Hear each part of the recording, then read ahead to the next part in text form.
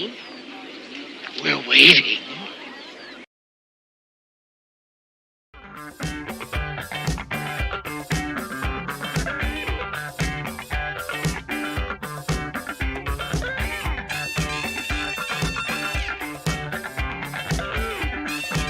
The following content contains adult language and humor that is not suitable for viewers under the age of 18. Viewer discretion is strongly advised.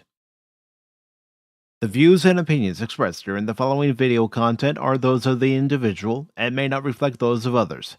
Thank you.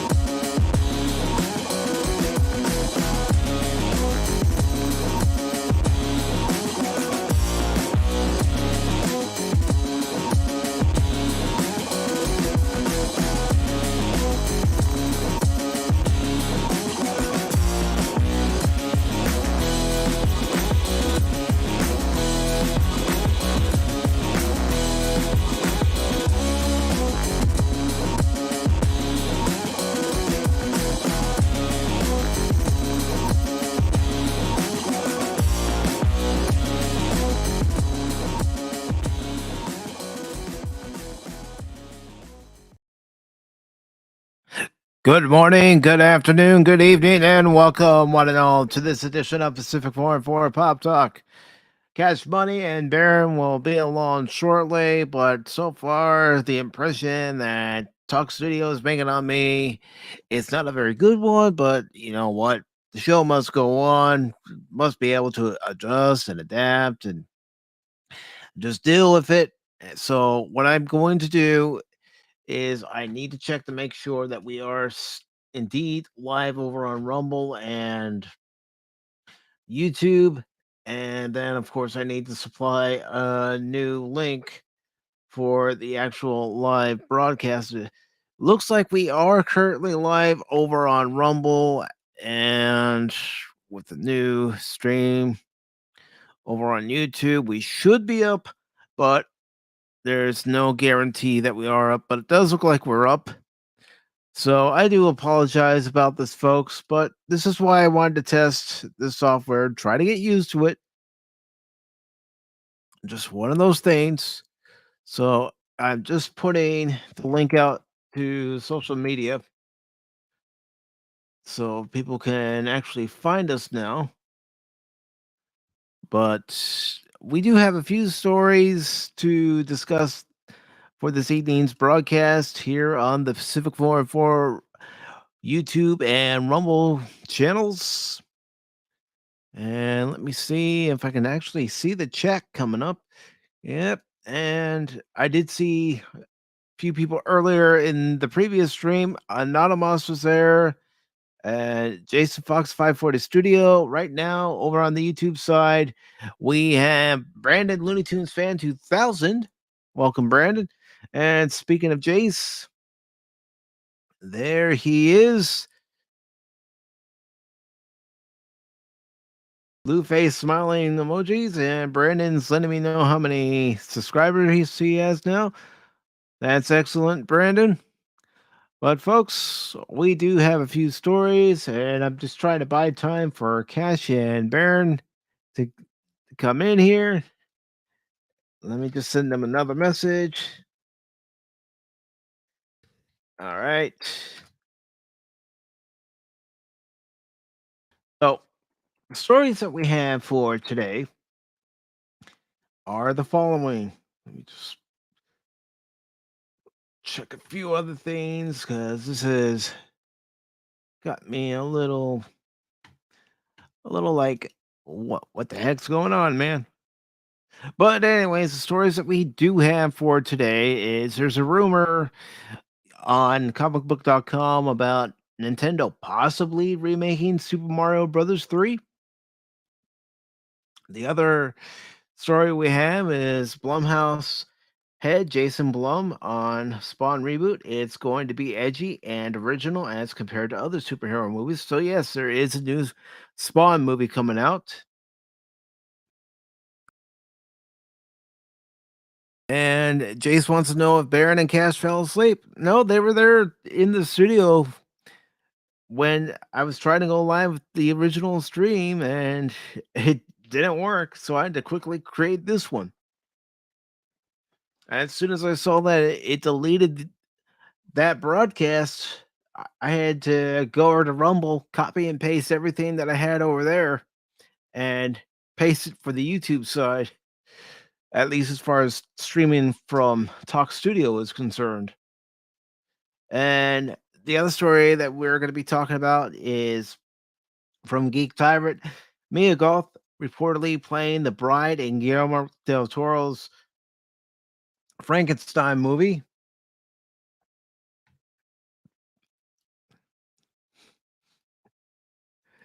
They might have. I don't know. Like I said, I was talking to him in the previous studio set, and then it didn't go live, and it's like, okay, come on. And this is really only the third time I've ever used this. I used this one other time when the Smoking Patriot and I were talking about the Back to the Future trilogy, and it gave us issues then. And then the last time I used it was back in July of this year and didn't have any issues, at least on my end. Now, Baron did have some issues as far as getting his mic to work, so he ended up pulling out his cell phone, but other than that, there weren't any major issues. And I do want to say hello to the Angry Canadian. Good to see you. And one of the other stories is James Gunn tried to screw over original Guardians of the Galaxy writer. Supposedly, this is a rumor.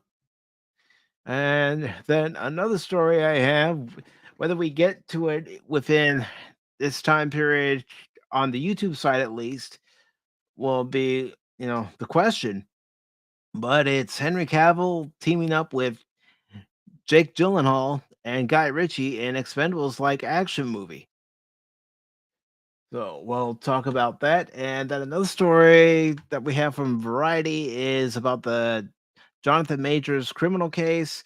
The DA has released new details, including a police incident in London.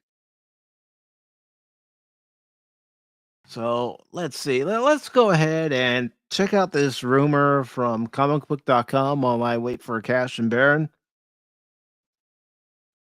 And see what they say about this rumor regarding a Super Mario Brothers 3 remake. So sharing that to the screen and just checking to see if I've gotten any replies from Cash and Barrett. No. Come on, gentlemen. Check the Discord. The link is in there. Check it. Thank you. And let's see. I got another message too. Let me just look at it real quick. I will, Jace. I will. But let's go ahead and get underway here. This is from comicbook.com. It was posted just yesterday, and it's by Logan Moore. It says Super Mario Brothers 3 remake rumored to be in talks at Nintendo. Nintendo might bring back Super Mario Brothers 3 for a new generation.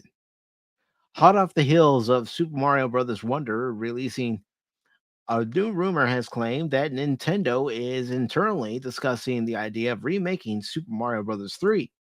Perhaps more than any other entry in the 2D Super Mario series, Super Mario Bros. 3 is often considered the best and most popular entry. Oh, I can remember the summer that it came out, and everybody, including myself, wanted a copy. And we ended up getting that copy. And I do see Phil McCracken says PACIFIC414. Oh, the good old days when Mike did Pop Talk, Fire Cash Money. Well, Cash and Baron have the link. I tried to go live with the originally scheduled broadcast over on YouTube, and it wasn't doing it through Streamlabs OBS Talk Studio. So I had to quickly make a new one. And let's see. Jace is saying, tired of remakes. I am too. I am too. So it goes on to say, perhaps more than any other entry in the 2D Super Mario series, Super Mario Bros. 3 is often considered the best and most popular entry. Originally released in 1990 for those in North America, Nintendo has since gone on to re-release Super Mario Bros. 3 on the Super NES with Super Mario Bros. All Star and Game Boy Advance. Now it sounds like a full-blown remake could be in consideration for modern hardware.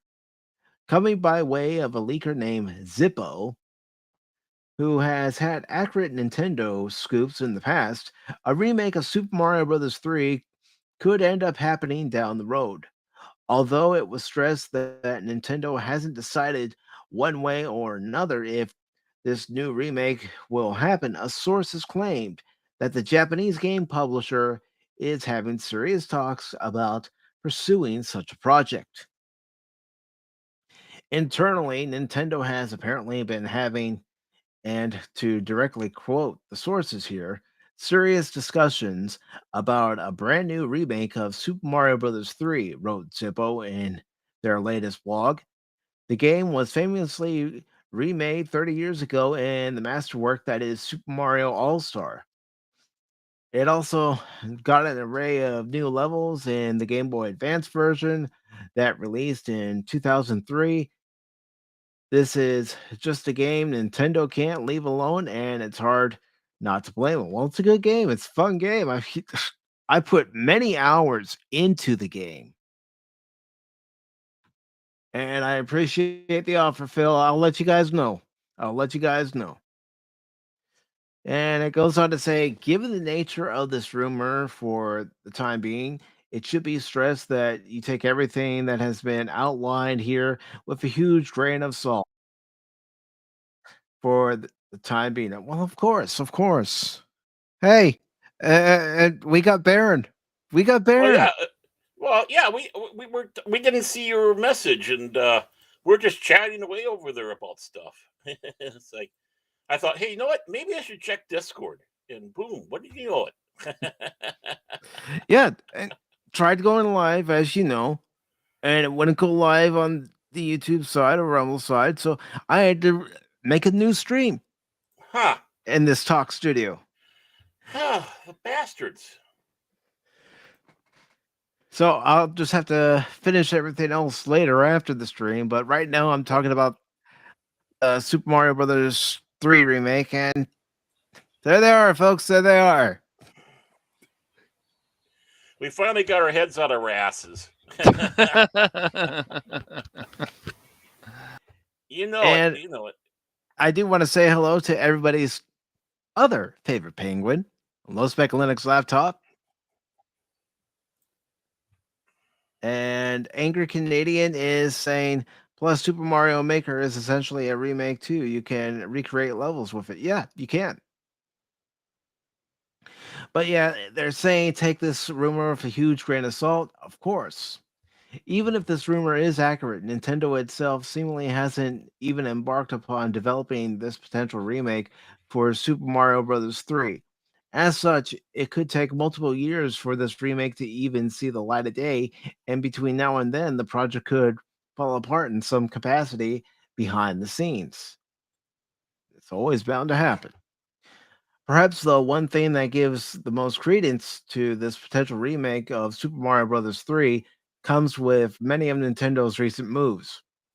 Over the past few years, Nintendo has shown a much stronger inclination to remake popular titles from the past. In fact, within the next year alone, Nintendo has remakes and remasters lined up for Super Mario Bros. RPG. I know it's Super Mario RPG, Luigi's Mansion 2, and Paper Mario The Thousand Year Door. With this in mind, it's clear Nintendo. Yes, sir. Yes, sir. With this in mind, it's clear that Nintendo is beginning to find quite a bit of value in remaking older games compared to developing wholly new installments. Well, they're just following the trend of everyone else. Okay, instead of releasing a brand new game, let's remake an old game. certain remakes are fine. Other ones, not so much. Yeah, but Super Mario Brothers 3, it's a classic. I prefer the NES version. Yeah, I don't want to see any updated version. Like I said, there's certain ones. Mario RPG, if you never played those, that's cool. Some of those other games, Paper Mario might be fun. I know they're releasing that one, but I would like a new F-Zero. Not I would too, multiplayer thing. But I don't see Nintendo releasing a new F-Zero anytime soon. No, I don't either. I wish they would, though. They do things right, and then they do things wrong, but I don't think it's Nintendo who started this remaster thing. I think it was another company. Yeah. Yep. And Phil says, "Fire them, Mike. They're late." Yeah, go ahead. Technically, they were on time. It's the software that wasn't cooperating. Right. Jay says, "I'm not a big Mario guy, but doing a remake, I think, is not the best move. Let's have the new game and do more games that are good and not remakes of remakes." Absolutely.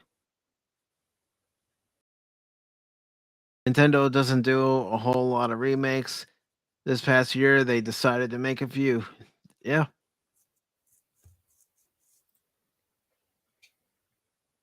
And let's see. And hello to Anna's Gameland. Good to see you, Anna. Hello, Anna. Hope you're doing well. Hello. Hi, Anna. I mean, I always said if they're taking a game and basically making it, updated for a new system, but it's the same game, maybe sprucing up graphics a little bit or whatever, I have no problem with that because a lot of games, you can't play now if you don't have these old systems. But leave it alone. Leave it the game that we had. And that's all you need to do. It's the easiest thing to do. Boom. There's no reason to change anything. Not at all. It's like messing around with DNA. You don't want,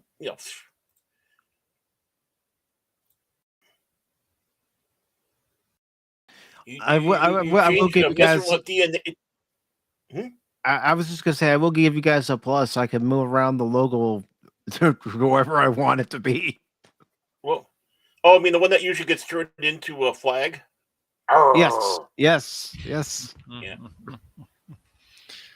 This is sad. I have no control on anything over here. I'm crying. I sent you the email about Control A.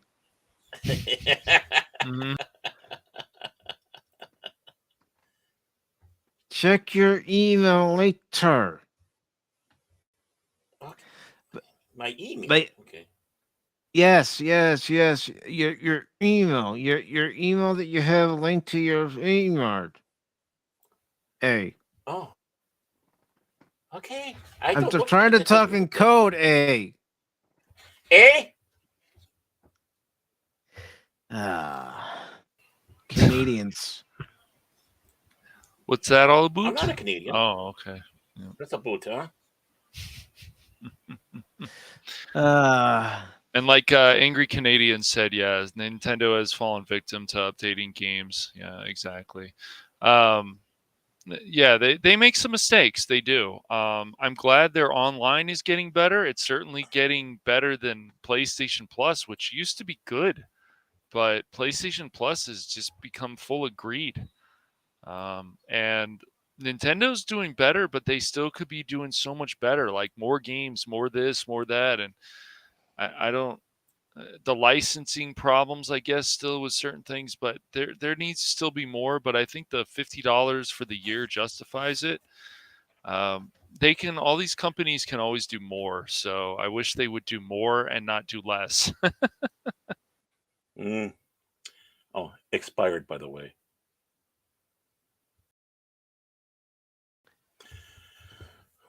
Yeah, I mean, it's it's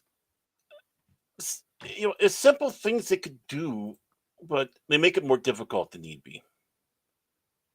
Well, of course, that's what these companies want to do. They want to make it difficult. Mhm. They don't want to make it easy on the consumer. Not in this day and age. No, it's funny. It's just like the same people who get upset about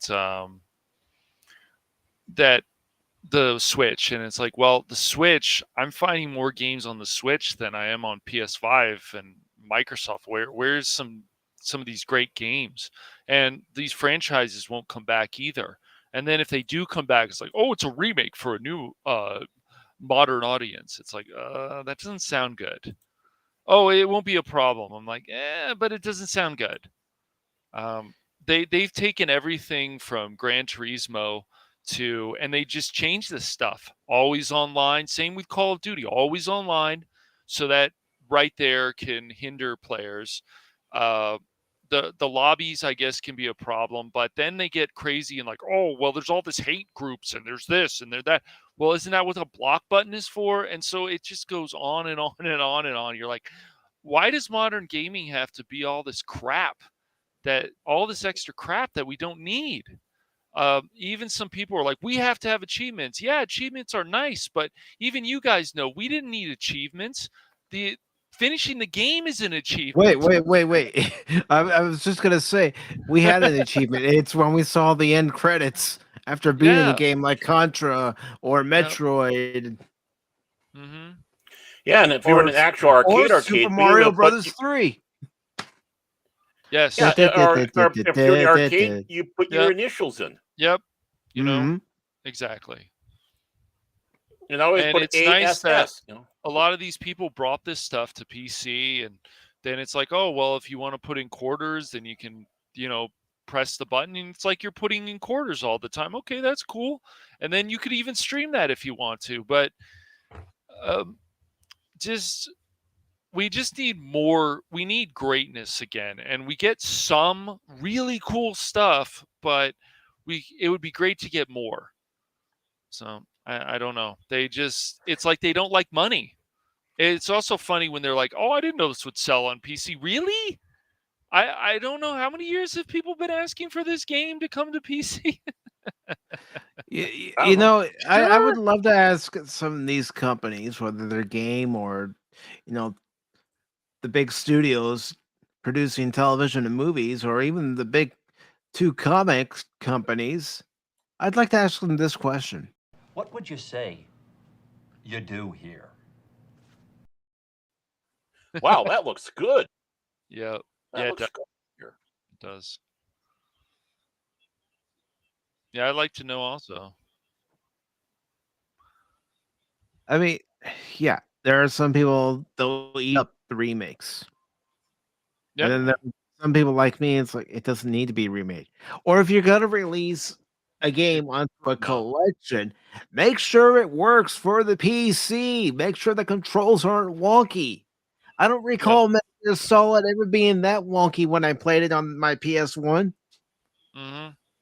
I know. It's crazy to me. It's just like, then bring the ports out.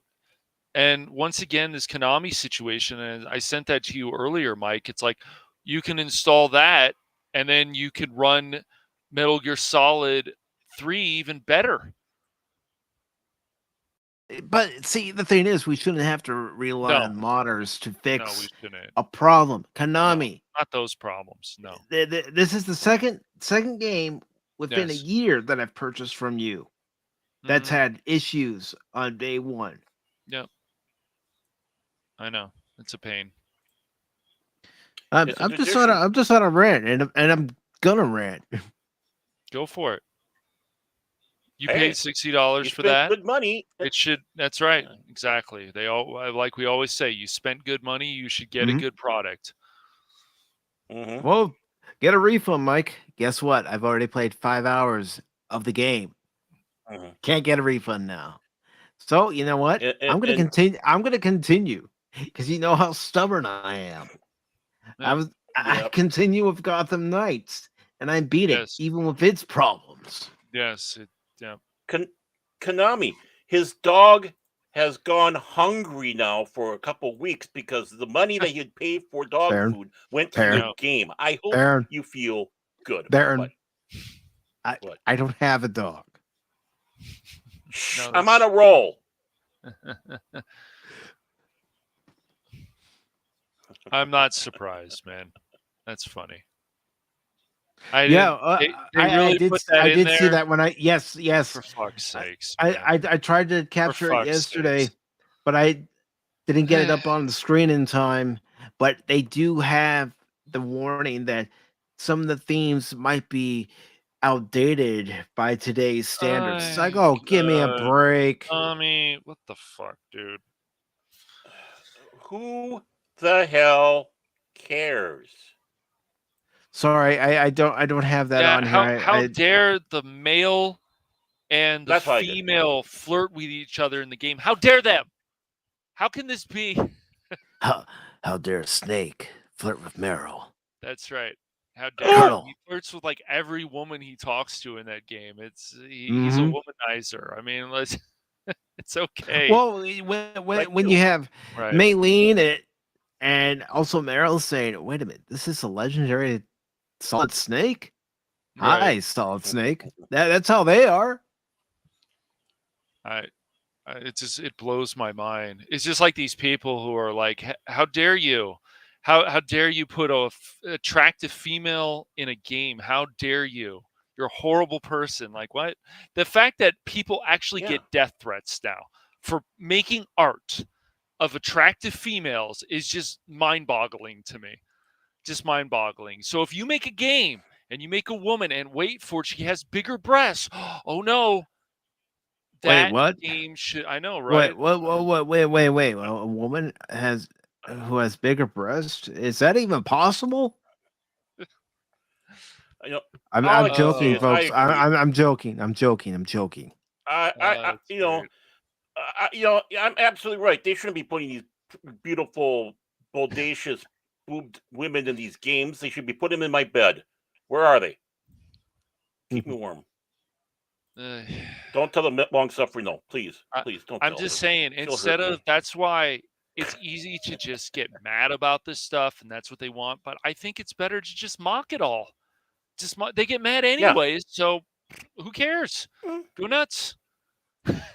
Well, and we don't respect their opinion anyways. I mean, it only hurts us if we respect their opinion, their approach, and we don't, because there's nothing to be respectful for. And news to everybody, they don't respect us right off the bat. They don't even give us a chance.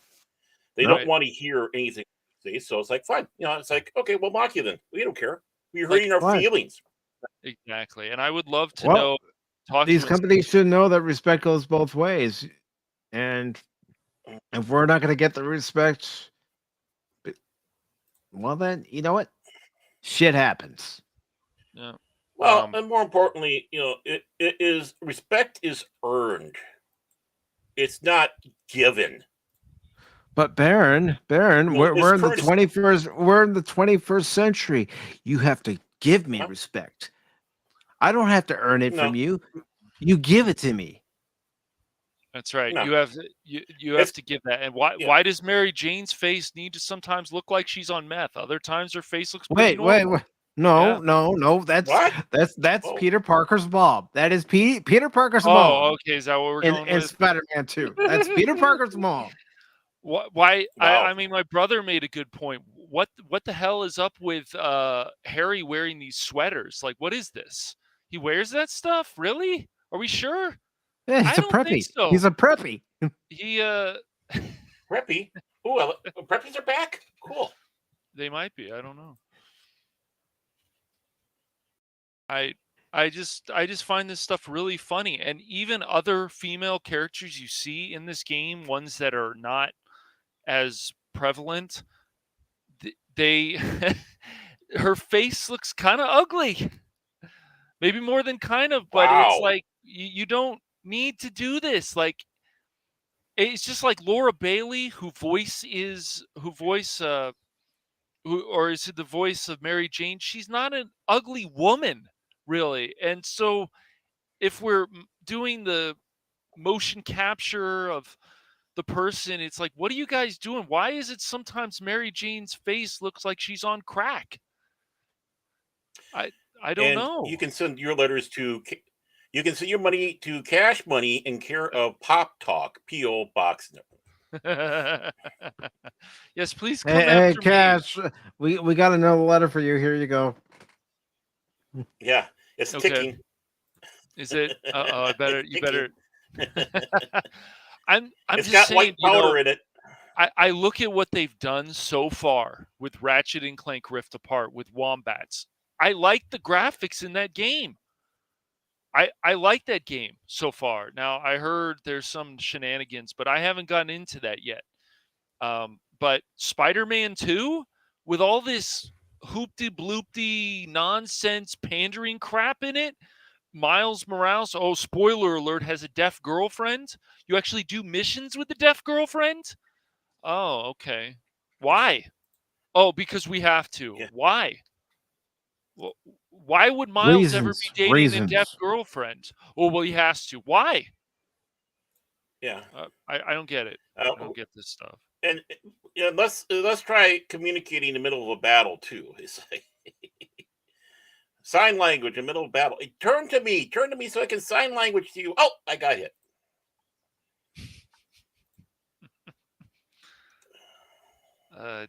I don't know. Spider-Man 2 or Spider Panda 2 is just another example of where the industry is going. And they're not going to tell people how many of them actually return this, because a lot of people return The Last of Us 2. They did not like what happened to Joel, and that's why it sold less money. That doesn't change the fact, just like with Spider-Man 2 or Spider Panda 2, that the gameplay isn't solid, that it isn't fun, or that you can't even find fun in the story. But the problem is, why did these decisions need to happen? It's crazy. And now there's layoffs going on at Sony. That's her. Yep. Oh my. Now there's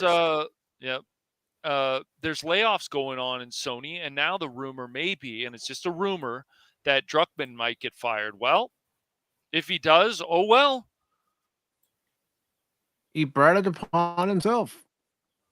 Doing all this woke garbage. Yeah. Yep. It's crazy. And Miles becomes more important than Peter. Once again, I will point out, just like I pointed out on 540 yesterday, why can't Miles and Peter both be great? Why does one have to be better than the other one?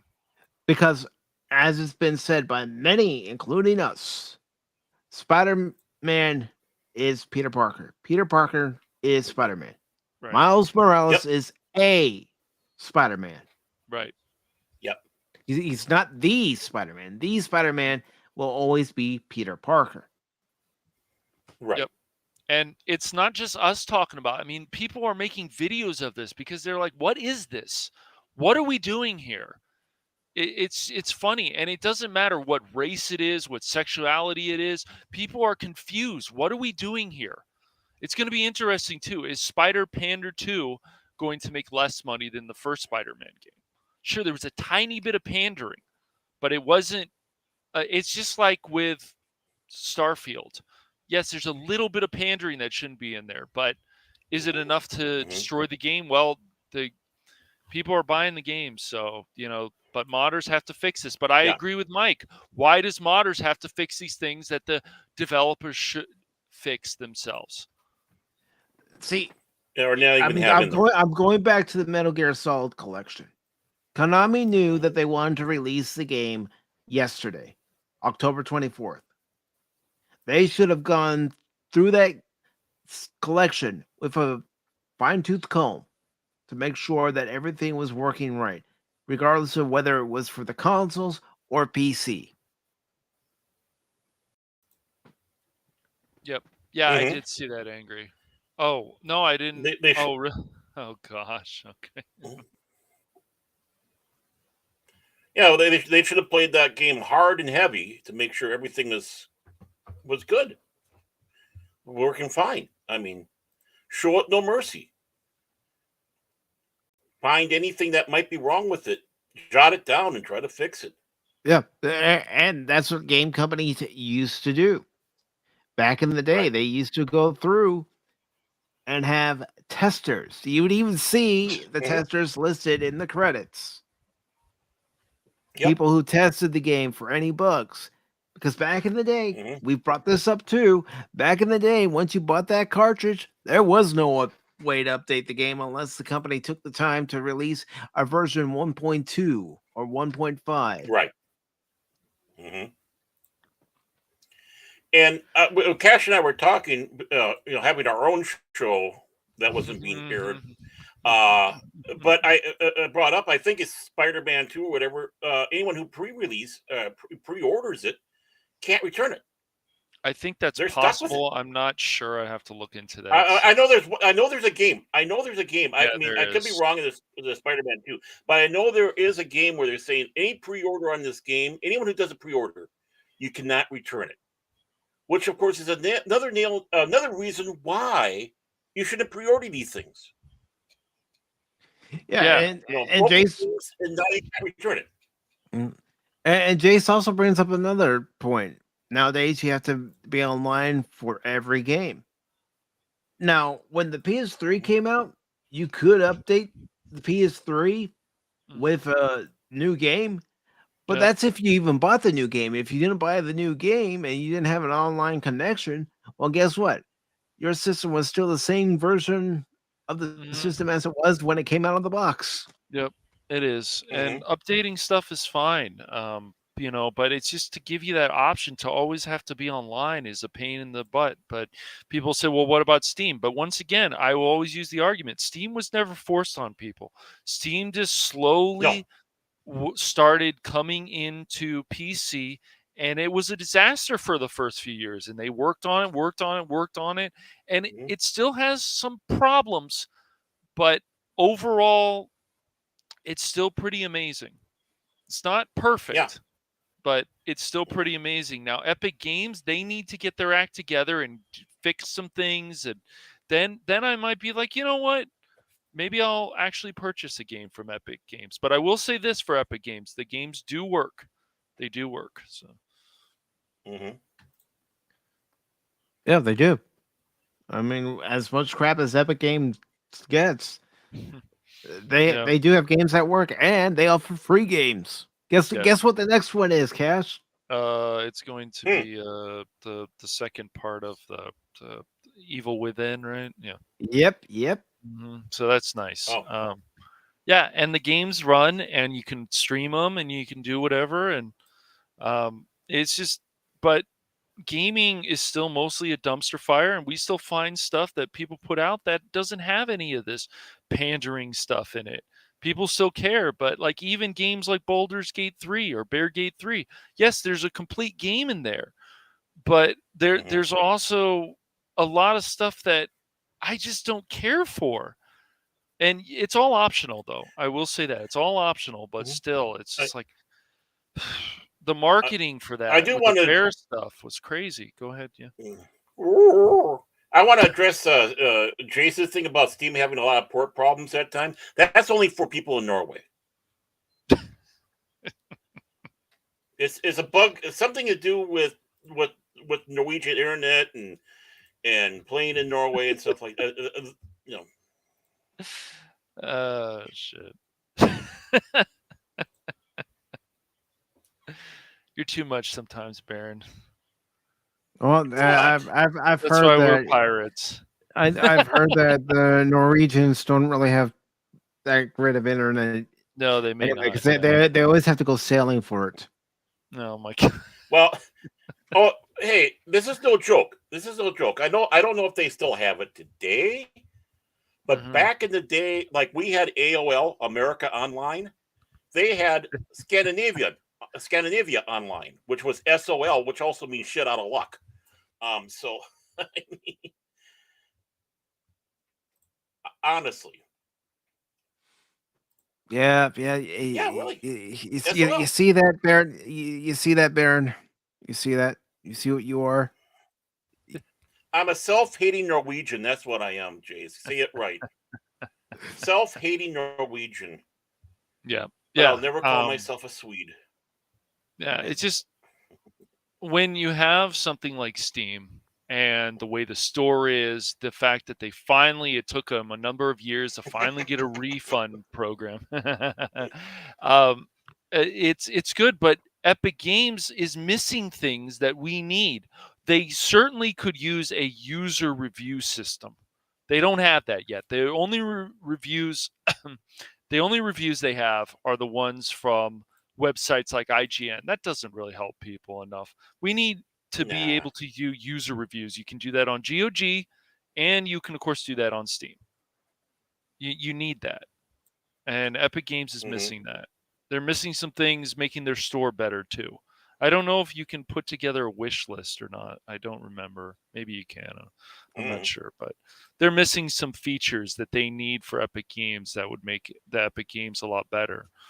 So they don't have that, but Steam does. And they're not going to get rid of the user reviews. And some of them are helpful. Other ones are just funny. And some of them are stupid. So. Right. But I just like the fact we have that.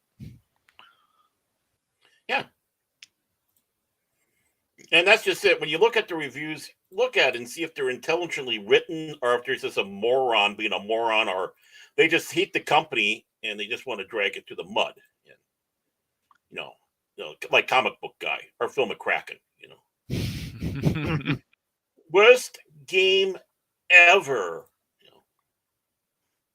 Wait, I thought that was you, Barrett. I thought you picked up a game and went, "This is the worst game I've ever played." Yeah, that was Duke Nukem Forever. Yeah, Don't remind me. Don't Crit still remind likes me. that game. So yeah, that game is garbage. That game is garbage. I don't know I what picked it Crit up at a likes used about that game game, store for, but like, yeah, go ahead. well, I picked it up at the used game store for like $4. I thought, hey, let's do Duke Nukem. What the hell? I'll get it. Mm-hmm. And my daughter was saying back, well, I heard it's not really a good game. It's like, well, look, it's $4. It's not going to hurt me. Right. It hurt me. It did. It hurt you. It hurt you in so many ways, Barrett. You didn't even know it was going to hurt you. Well, I don't remember Duke Nukem ever having any kind of bathroom humor, really. Maybe it did, but I don't. Oh, yeah, it did. Yeah, it did. Maybe it always had did, some, Cash. but not some of the stuff that's in Duke Nukem Forever, where I don't even want to go into it. Yeah, I don't know what that was with Duke Nukem Forever. A lot of repetitive stuff in that game. It was the game that took forever to develop because it went from one developer to the next. And then they were changing the engine, so they had to start redoing all sorts of stuff. I mean, like 11, I can't remember how many years. It held a record. It held a record how long it took. Mm-hmm.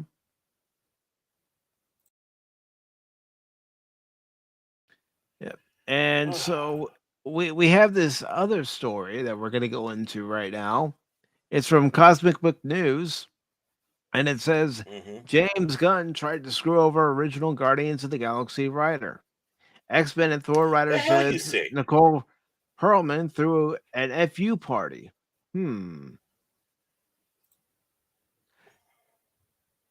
Unfortunately, I don't have that clip, Baron.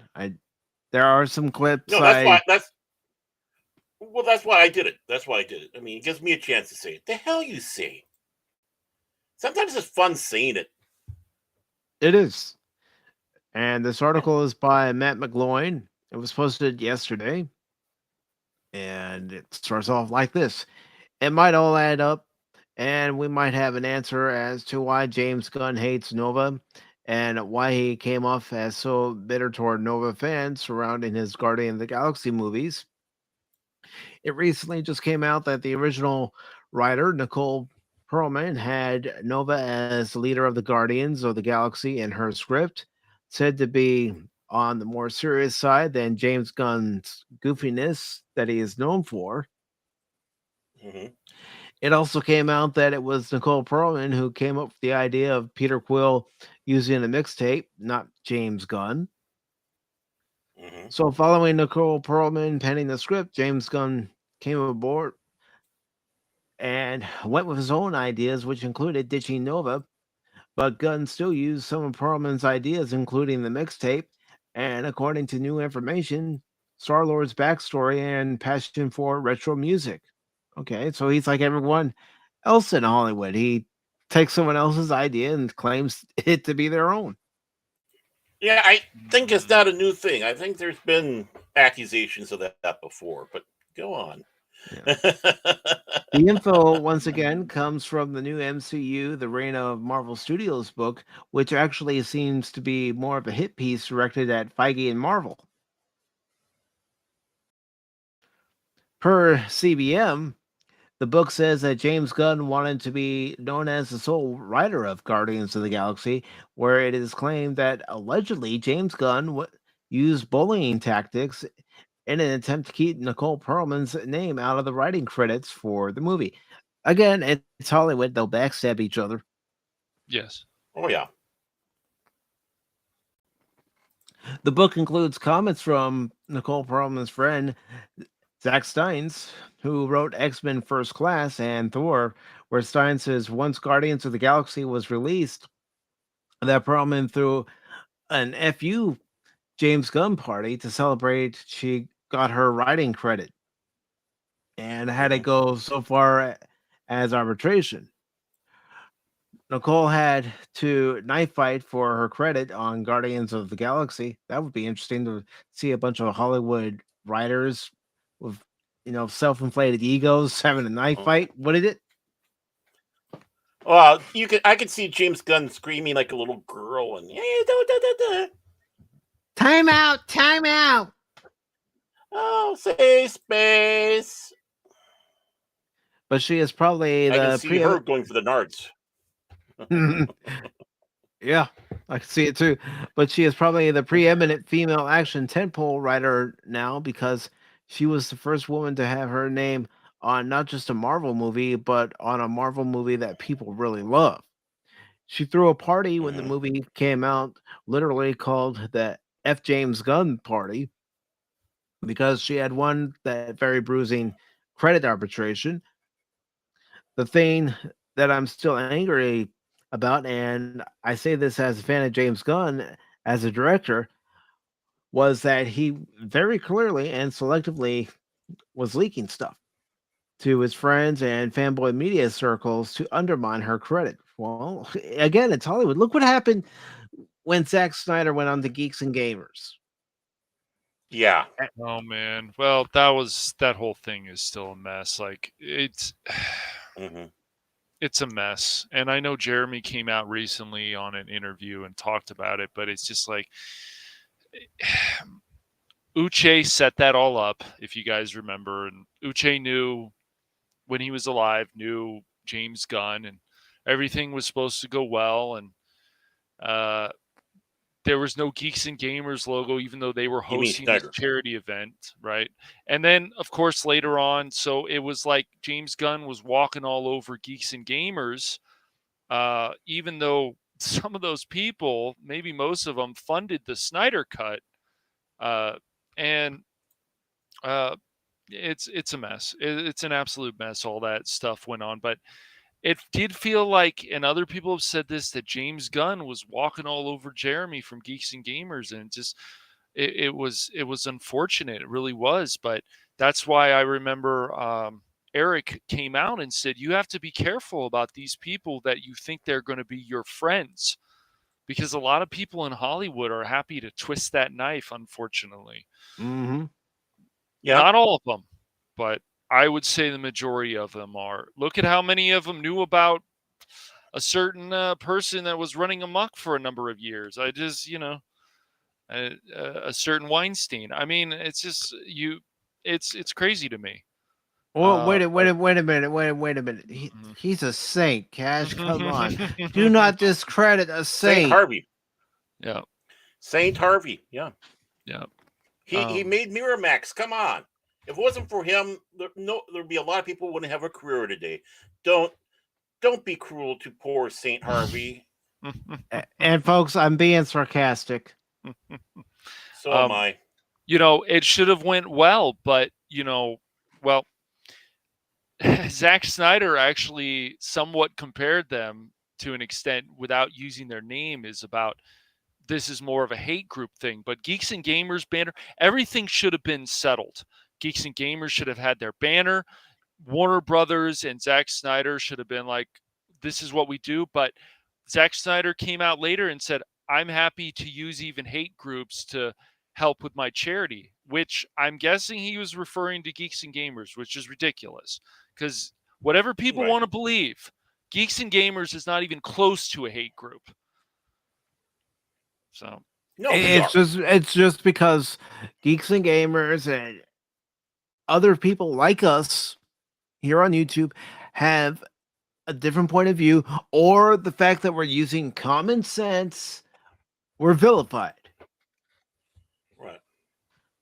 Yeah, and we're not acting like victims either. It's just what we see with our own two eyes. But yes, that whole Zack Snyder situation is an absolute mess. And I just wish Jeremy would come out and say, he feels that he disappointed his community. But I have to agree with other comments that I've seen. It just felt like Zack Snyder was just running over him with a truck. Yep. No banner. Yep. Just the things that Zack Snyder said. It sucks, but this is a lot of Hollywood, unfortunately, and they just keep showing their true colors all the time. Or they're more brazen about it now. They don't worry about hiding in the dark spaces anymore. Well, they hate us because we don't accept their stuff if it's crap. We're willing to call out, hey, this wasn't that good. Well, we're haters. We hurt their ego, and then they hate us for it. They won't listen. Even to a point, Lucas was that way.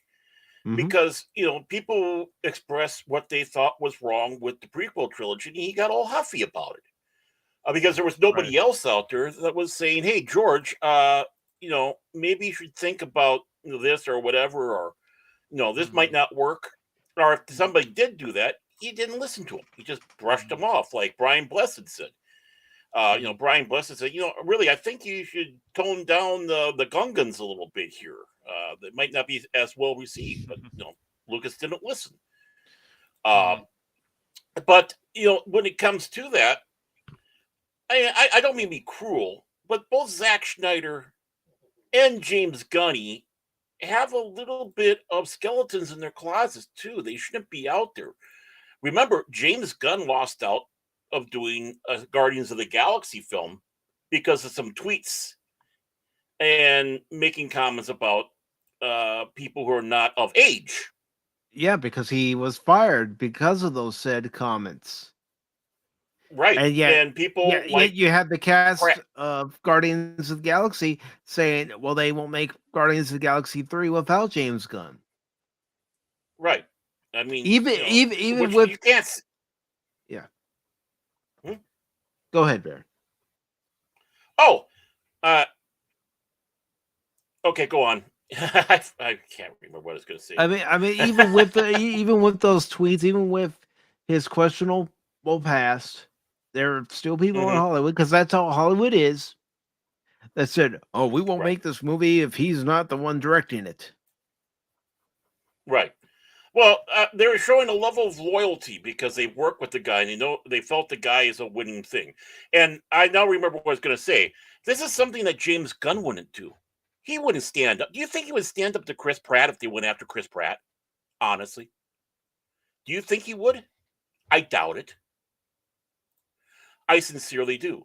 It's like let him, flop around in the breeze. We don't care. I'll just disassociate myself. But these other people, they're willing to do that. And let us not say there's been rumors about Zack Snyder and some, let's just say that, let's visit a certain island type of thing. I don't know if he went to the island, but I'm just using it as a euphemism. I remember that. I remember all this stuff. Mm-hmm. So again, it makes you sit back. You can understand. Yeah, these people are scumbags. They're very scumbags. Much so. They might be talented. Yeah. Talented scumbags, but they're like used snake oil salesmen, used cars salesmen. Basically, they're that guy with the slick back hair and you know Mm-hmm. the 1970 suit coming up to you and say, you know, this is a great car I've got you for you, and it's only got Mm-hmm. 5,000 miles on it. The hell you say? Yeah, they're like, yeah, they're the Joe Osteens. Let's just put it that way. They're, you know, like Joe Osteens of Hollywood.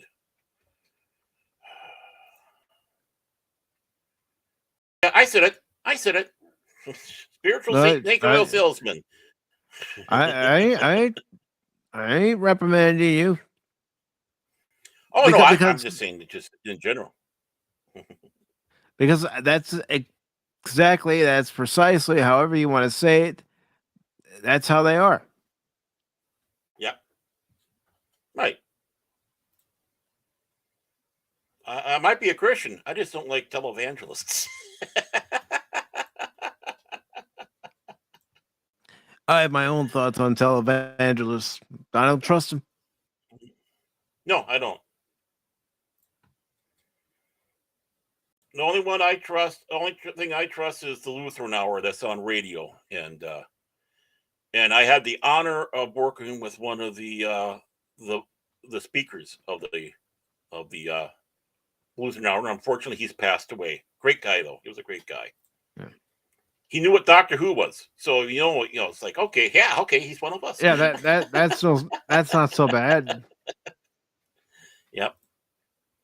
The Dr. Reverend Kenneth Klaus, if people want to know who I'm talking about. So look him up.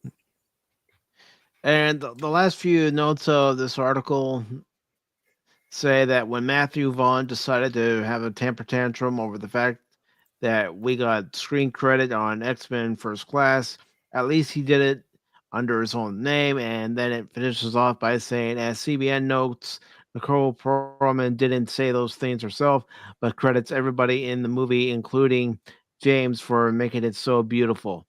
It's unknown why James Gunn would try to remove Nicole Perlman from the writing credits, but the news will certainly drum up even more controversy surrounding Gunn. Following Guardians of the Galaxy 2, Gunn was fired, then rehired by Disney, something that Baron brought up. And I didn't even know Yeah, what He was. Yeah, he was. You know, the whole Me Too movement stuff, if I remember correctly. Yeah. No, it wasn't Me Too. He was talking about underage stuff. Oh boy. Yeah, yeah. Over his controversial tweets. But upon finishing Guardians of the Galaxy 3, Gunn left Marvel and is now in charge of DC Films, which sees him rebooting the DC Films universe. And I'm gonna say it, it's gonna suck. I don't see anything that's gonna give me a reason, or any of us a reason, to say I'm gonna go watch this. I mean, I don't know. I mean, what is the where is the thing? Where does it fall with the Aquaman 2? Is this now under James Gunn's new leadership, or is it been already made before? I don't know. I don't know. He made it knowing that nothing is official until his first real project comes out. Right. And that'll be the first one. And I can't remember which one it was he was talking about. It was the Monster Squad or whatever that was called. That's called, or I don't know, but something like that. Yeah. But he's also made it known he wants to make it quirky. He wants to make the DC universe quirky. I wonder if he wants to Marvelize it. Well, here's and when I say Marvel, I mean the MCU. Well, look what happened with Suicide Squad 2. Suicide Squad 2 had a lot of jokes that, in my opinion, did not land. There were some dick jokes. There was it's so funny. The camp scene was funny. They shot the wrong people in that movie, but the rest of it just the movie I felt dragged. But I wanted the same snappy kind of humor that I expected, and so did my brother, that we saw in the James Gunn Guardians of the Galaxy, what he did, and we see a more rated R version of that. But all they could come up with was dick jokes and stuff, pretty much. It's stupid. Well, that's what we come to. That's what we've come to. It's like, we'll just make dick jokes or fart jokes or whatever. I mean, the simplicity. I mean, even when it comes around to insults, what's the first thing they want to sit back and say? Oh, you got a small dick or something like that. And it's like, really, honestly, what's your fixation on on sexual know. organs, people. I don't know. I mean, honestly, I really don't know. Is that the best you can do? Okay, fine. It's like, I know what I got. I don't care. It's like, as long as I'm happy, I don't care if I make anybody else happy. As long as I'm happy. As they sit back and say premature ejaculation, it's not her problem. It's not his problem. And Anna brings up one thing that's 100% is his wife will be in all the DC films along with his brother. Don't forget his brother. He'll be there too. Mm-hmm. Oh yeah, his brother's already signed on to do stuff. He's already signed on. Boom. I can't remember which role it is, but he's already signed in. The one thing they could do with Superman Legacy is if they go back to like the 1930s or 40s and they want to do something like that, yeah, that might be interesting. But I was having this discussion recently with another friend of mine, and yeah, it might work, but I don't know what James Gunn wants to do, rebooting the whole thing. And just like with Marvel, we're going to get, it seems to be in development hell, but another Fantastic Four, like, why are we doing these things? If we want to do something, if they want to do something that might blow people's mind, is why don't we get a new Green Lantern film, but we do it right? How about that? With Hal Jordan and John Stewart, or both of them. How about something like that? And don't make him gay. How about that too? Exactly. Oh, by the way, I just to let everybody know, I finally got banned from that schmuck. And it was all over an eye roll. It was an eye roll. It was an eye. Did it. Or Tim. It was all, and all it was because I put an eye rolling GIF or GIF or whatever you want to pronounce it in there. It's like, you're that fragile that even that is going to make you ban somebody. You are just a pathetic weenie. Yes. You're just pathetic. He is. So, yeah. He's got to live with himself. Mm-hmm. Oh, I'm sure he's not just living with himself. I'm sure he's loving himself pretty hard too. But that's beside the point. That's the kind of people they want, these activist nutcases that they want in a lot of these companies, unfortunately. And I don't think those are the best direction, or to have people that will help you go in the best direction for your company. I mean, you could hire somebody who looks like acts and dresses up as a helicopter, but if the person believes in your vision, it shouldn't matter. Well, yeah, it's just leave stuff alone. And if you want to have these representation, make something. Or take already existing characters that were made that way. Whether it's a handicap. I mean, take a look. Daredevil. He's a fucking blind guy. Yes. He's an interesting character too. And look, even if you, however you feel about the Ben Affleck movie, the story was still there. They explained the story of Daredevil. Right. But I mean, they say, well, there wasn't anything like this. Well, Daredevil, man who knows no fear. I mean, yes, you'd have to if you're doing all this stuff blind. Yes, exactly. It's absolutely ridiculous. It's like, well, now we're going to have to make sure we have. What was it?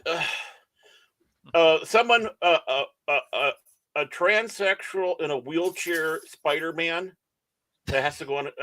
It's getting ridiculous. It's getting ridiculous. Why don't we have a Spider-Man now that goes out there and does it properly, like a spider does? Have the web come out of the ass. Oh, that'd be something different. Yeah, hugely different. Hugely different. Why don't they come to me for these frickin' ideas? I got tons of them. It's just hilarious,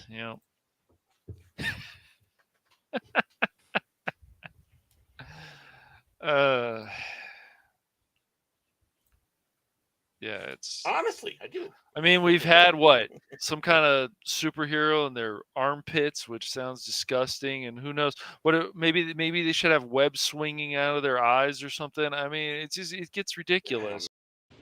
How about no? Just these decisions are ridiculous to me, and it gets more ridiculous when they say, "Oh, I was banned from this and I was banned from that, and it's because I'm a woman or it's because I'm this." And I'm like, "Do you have proof of this?" Surely you can't be serious. I am serious. And don't call me Shirley. That was on yesterday, by the way. That was on cable, unedited. Did you watch it? Yes, I did watch some of it. Yes. I love the jiggling Jello Yes. scene on the plane. Yes. Oh, that movie's great.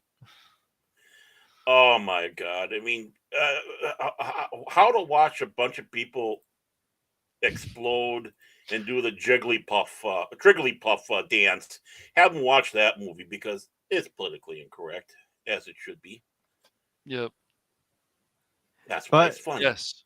unfortunately, I don't have that clip on here. But what I would say to those people who would find the movie offensive or any movie made prior to now offensive is lighten up, Francis. That's right. Oh, I was thinking, kiss my shiny metal ass. Yeah, it's a good one too. It is a great one. But you know, whole- another thing about these companies is they hate people like us because we point out facts. That this is their reaction every time. Poor Mark Hamill. That swarm of nerds is gonna kill him.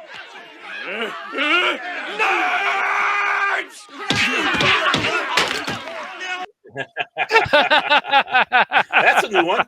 Oh, I love that clip. That's great. Yeah, Mark Hamill. Oh. Forgot about that one. It's funny. Or when the Family Guy one, where they go to the Star Trek convention, and he says, "Great costume, man. I have the mumps. You came to a convention with the mumps?" It's just... And Anna has a question for us. What do we think about the upcoming Kraven the Hunter movie? Well, Kraven's actually pretty cool from what I remember in the animated show. His story is pretty interesting. So I don't know what they're going to do with him. Is he going to turn gay? Is he going to have one leg? Did he eat his leg? I don't know. I'm just being ridiculous. But I don't know. I would think they would do his story well, but I'm just not sure anymore. What? Maybe it'll be decent. Again, why are you doing a movie about a villain? Because they can, I guess. I don't know. Well, the thing is villains always work better when they're going against the good guy. Oh, I agree. You know, I agree. I mean, unless you have some really good background and stuff for the villain, but yes, I agree. Right. I mean, what is he going to do? Go around causing crimes and this? The thing is, Kraven turns into a more good guy. It's not that he's misunderstood. He's just he's trying to get back to himself, if I remember correctly. So to go back and watch some of those episodes again of Spider-Man in the late 90s. But Spider-Man. Yeah. This could be interesting. Mm-hmm. Yeah. So we had this other article from Cosmic Book News. I just thought I would do both those articles back to back. Makes sense to me. Yeah, and this get is also Cosmic News out of the way. This is also by Matt McGloin, and this was actually provided by Cash. And Good job, Cash. It was posted on Monday, and it says Henry Cavill teaming up with Jake Gyllenhaal and Guy Ritchie in Expendables-like action movie. Well, as long as it's better than Expendables 4. They should have stopped at 3. They Really. should have. And Megan Fox had no business being in Expendables 4. None. Why did they get that Ronda Rowdy or whatever the hell her name is in there? Ronda Rousey? I don't know. Yeah, Rousey. I mean, she was good on the eyes and she's tough as nails. Get Gina Carano for crying out loud. Yeah, I still It's fun liked to her in watch the her kick first ass. Deadpool movie. She had a good role in that.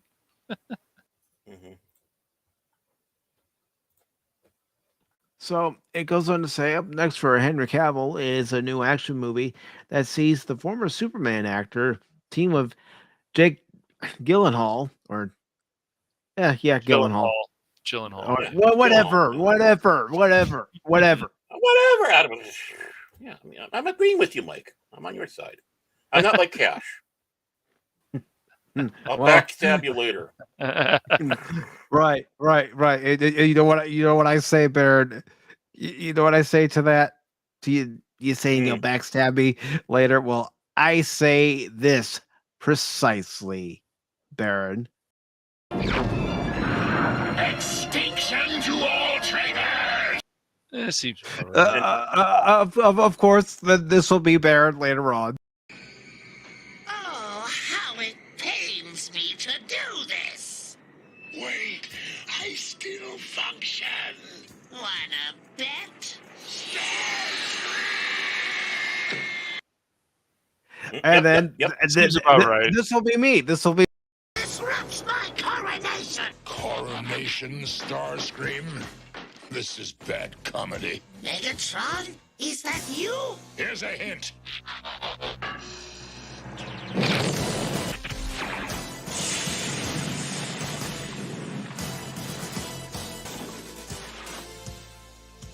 Will anyone else attempt to fill his shoes? Yeah. You know what? That's how it goes down. That's how it goes down. Unfortunately, I don't have the clip, but Baron, just know this. At the end of this day, one shall stand, one shall fall. Oh my God! You don't have that clip? I'm shocked. I thought that'd be the first one you put on there. I didn't overload it with a bunch of clips. Yeah, but I thought that'd be the first one you put on there. No. It's kind of a signature. I know it is. But we still have this one. Autobots, transform and roll out. There we go. At least we got that one. Yes. So it says Guy Ritchie directed Henry Cavill in The Man from U.N.C.L.E. and directed Cavill and Isa Gonzalez in the upcoming war movie, The Ministry of Ungentlemanly Warfare. Ritchie directed Gyllenhaal, or however you pronounce his freaking name. Whatever. All right. You said it right. And the Covenant. Gilliha. There we go. The details include that Lionsgate has picked up the flick just as they did with Ministry. Lionsgate likes to pick up a lot of movies.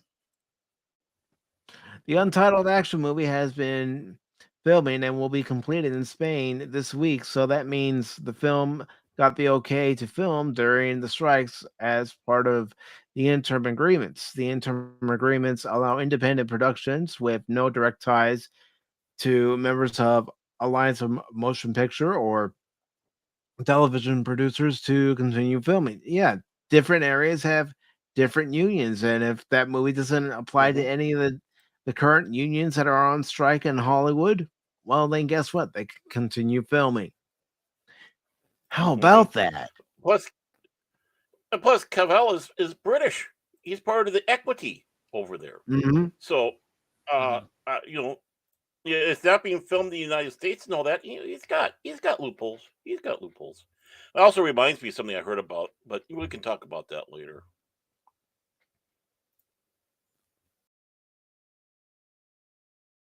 And Sparta Chris says he doesn't need that clip. He did a good job imitating the voice. Well, I never know if Barrett and Cash are going to be Autobots or Decepticons. Don't feed his ego. Come on, don't feed his ego. He becomes insufferable afterwards. Well, you know he's what like happens. Phil McCracken afterwards. You know what happens Tuesday, don't you? Here we go again. Doc Pop comes out on Halloween night. Doc Pop comes out. I after told the you to keep him in the dinghy, Baron, but you didn't listen, man. See what happens. Yeah. He gets out. He can swim.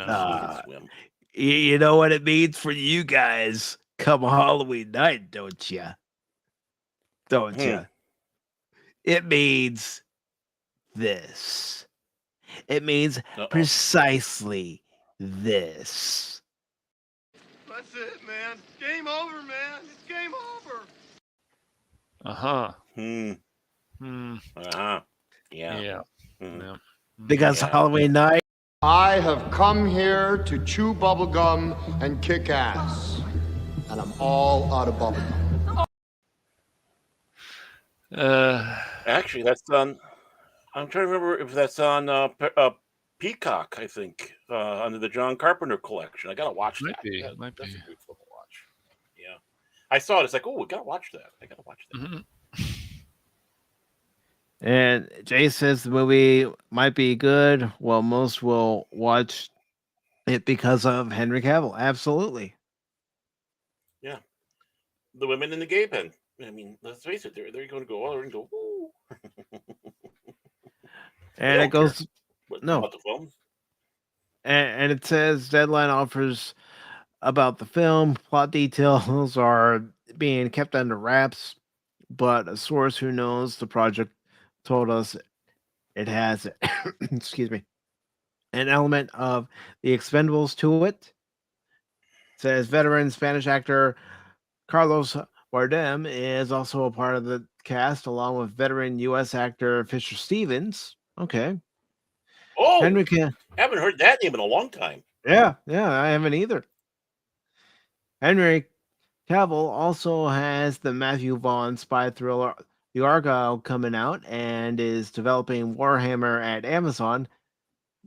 Jake Gyllenhaal has Apple TV Plus's Presumed Innocent and Amazon's Roadhouse. Ugh, we need a reboot of Roadhouse for some. But Cash, you didn't hear how I said it. I said Roadhouse. Roadhouse. Like Peter with the feet. Yeah, yes. Oh, come on, I'm trying to have fun, even with the problems we had earlier. Roadhouse. When he's doing the Roadhouse. Yeah, Roadhouse. Yeah, it's great. I saw the trailer yesterday for Argyle. It looks good. I recommend you guys check it out. I will. Okay. Who knows? Maybe we'll check it out on the Rumble side. Oh, Rumble. Yeah. We could check out a few trailers on the Rumble side, actually. Yeah. Yes, we can. Yes, we can. But anyways, Amazon's reboot of Roadhouse. And just recently saw Isa Gonzalez rumored as James Gunn's new Wonder Woman. And let's see, it says, we are thrilled to once again be partnering with the entire Lionsgate team, whose passion and ambition for the film are very clear, said Guy Ritchie in a statement. We are excited to extend and build on our relationship with Joe, Adam, Nathan, and Charlotte to bring the film to audience across the U.S. It says, we are very lucky to be working again with Guy, whose filmmaking transcends the action genre with its signature wit, irreverence, combined with the unparalleled talents of Jake, Henry, and Isa. This fast-paced, original action film promises to thrill, surprise, and delight, said Charlotte Coe, Executive Vice President, Lionsgate Acquisitions and Co-Productions. You know what? One thing that was missing out of all that? Buzzwords. Right. There were no buzzwords in there. No. Wait, like diversity, inclusion, and modern sensibilities, and for the modern audience. Yes. Include representation, including inclusionary, whatever you want to call it. Yeah, I know, right? It's crazy. Yeah, no. Wow, how are they going to? How's the film going to be successful? I know. Because of the people attached to it, and if people go see it, and it's actually a good movie, word of mouth. Yeah, you got it. And that's just it. Yeah, I mean, but it's so nice to hear people excited, what they're promoting or telling you about it without the buzzwords. It's like, ooh, they're talking about the movie, that they're making a good movie. That's all they And ever that's have to nice. do. That's all they ever have Right. to do. Mm-hmm. They don't have to use the buzzwords to get people's attention. Saying, "Oh, this is the new word of the day or word of the week." This is the new fad of all Right. words. Mm-hmm. Flavor of the week. Yep. Mm-hmm. Mm-hmm. This is the new This is the pandering for the next 15 minutes. And you want to say hello to Pit Viper? Hello. Pit Viper. Hello. Watch me play Metal Gear Solid on the Master Collection. I would definitely hold off on buying that until Konami releases the patch. Or just wait for Did he more change his name modding again? stuff. No, he's always been Pit Viper. Okay. I get lost. I don't know. I know people. It's Chaos DDOD. Just so you know. Yes. Yeah, that's what I said. He's changed his name again. He's all over He's the place with addicted that. to I get chaos, confused. like that Megadeth song. So yeah. Well, change his name all the time. Yeah, that's chaos, man. That's chaos. He's doing a good job. Yeah. Bravo.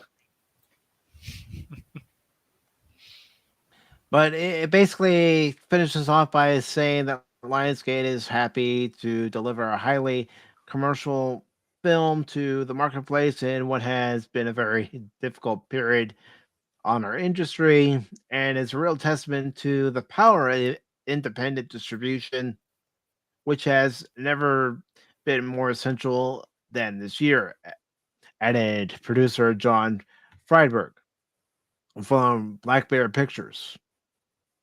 So this has potential of possibly being a good movie. I'm hoping.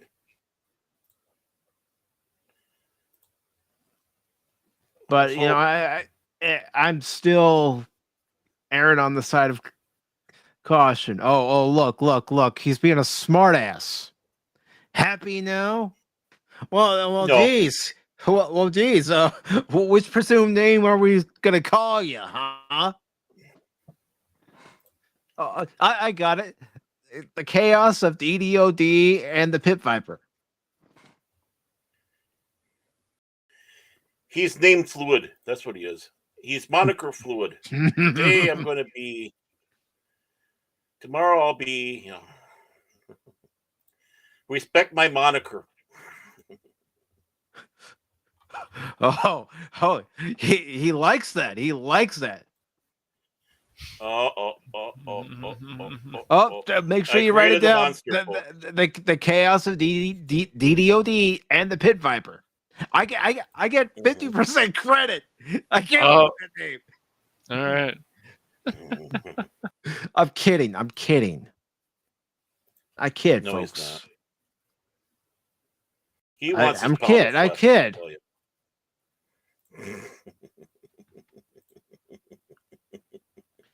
But yeah, it says it's an Expendables-like movie, and we'll just have to wait and see. Yeah. Yeah, I mean, I hope there's a lot of explosions, a lot of gunplay, a lot of bad Come guys on, Baron. being.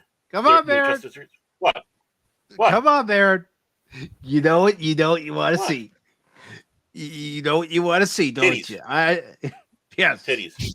Oh. I mean, I'm trying to be nice. There'll probably be attractive women in this. I'm sure there'll be some. Well, hopefully. Hopefully it's an R-rated film, and they decide, that's subjective, anyways. She could. Well, I mean, she can use the. You can have the woman going out there with mams of mass distraction, and that's how the guys get around. Mams of mass distraction. How were you defeated so easily? You know what, it was the memories, sir. It was the memories. I believe since you just came up with that, as far as I know, I don't think anyone else did. I think you should have a shirt made that says that and go around with that. Definitely. Yes. Yes. Thanks for the memories. Until we meet again. Until we motorboat again. I'm sorry. You motorboating son of a bitch! You don't sailor Are we What is this, misbehaving Wedding tonight? Are we Crashers? misbehaving tonight? Is this You Wedding don't say. Crashers? You don't say. We're misbehaving tonight. Mm-hmm. We ain't misbehaving, saving my. No, sorry. People are going to start thinking this is Friday Night Frolics with all the singing. No, I can't hold a tune like Doomcock can. No. And some people might say, Mike. Some people might say, Mike, don't sing again. My ears, my poor ears. Wow. Boy.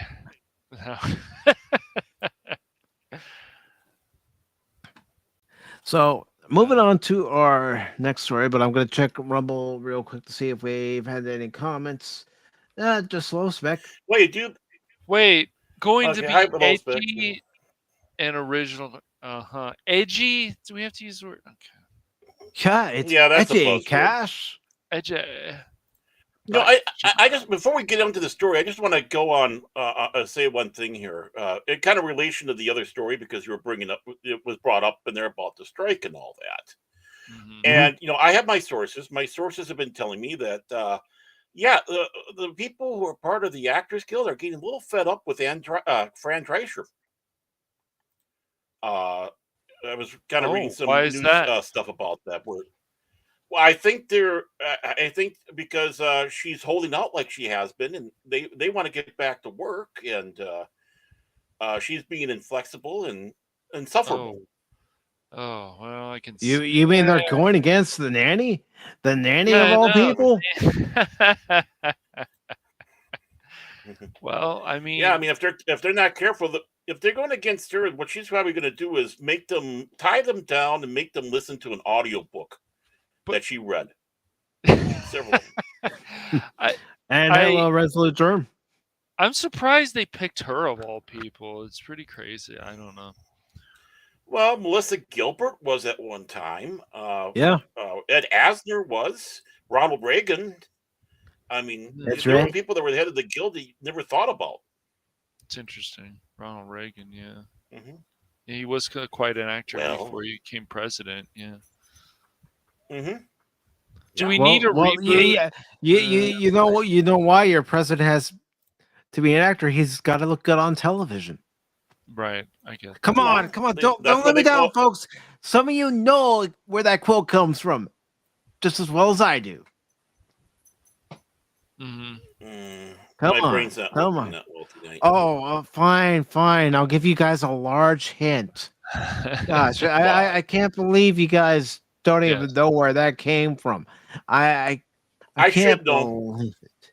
21 gigawatts! 1.21 gigawatts!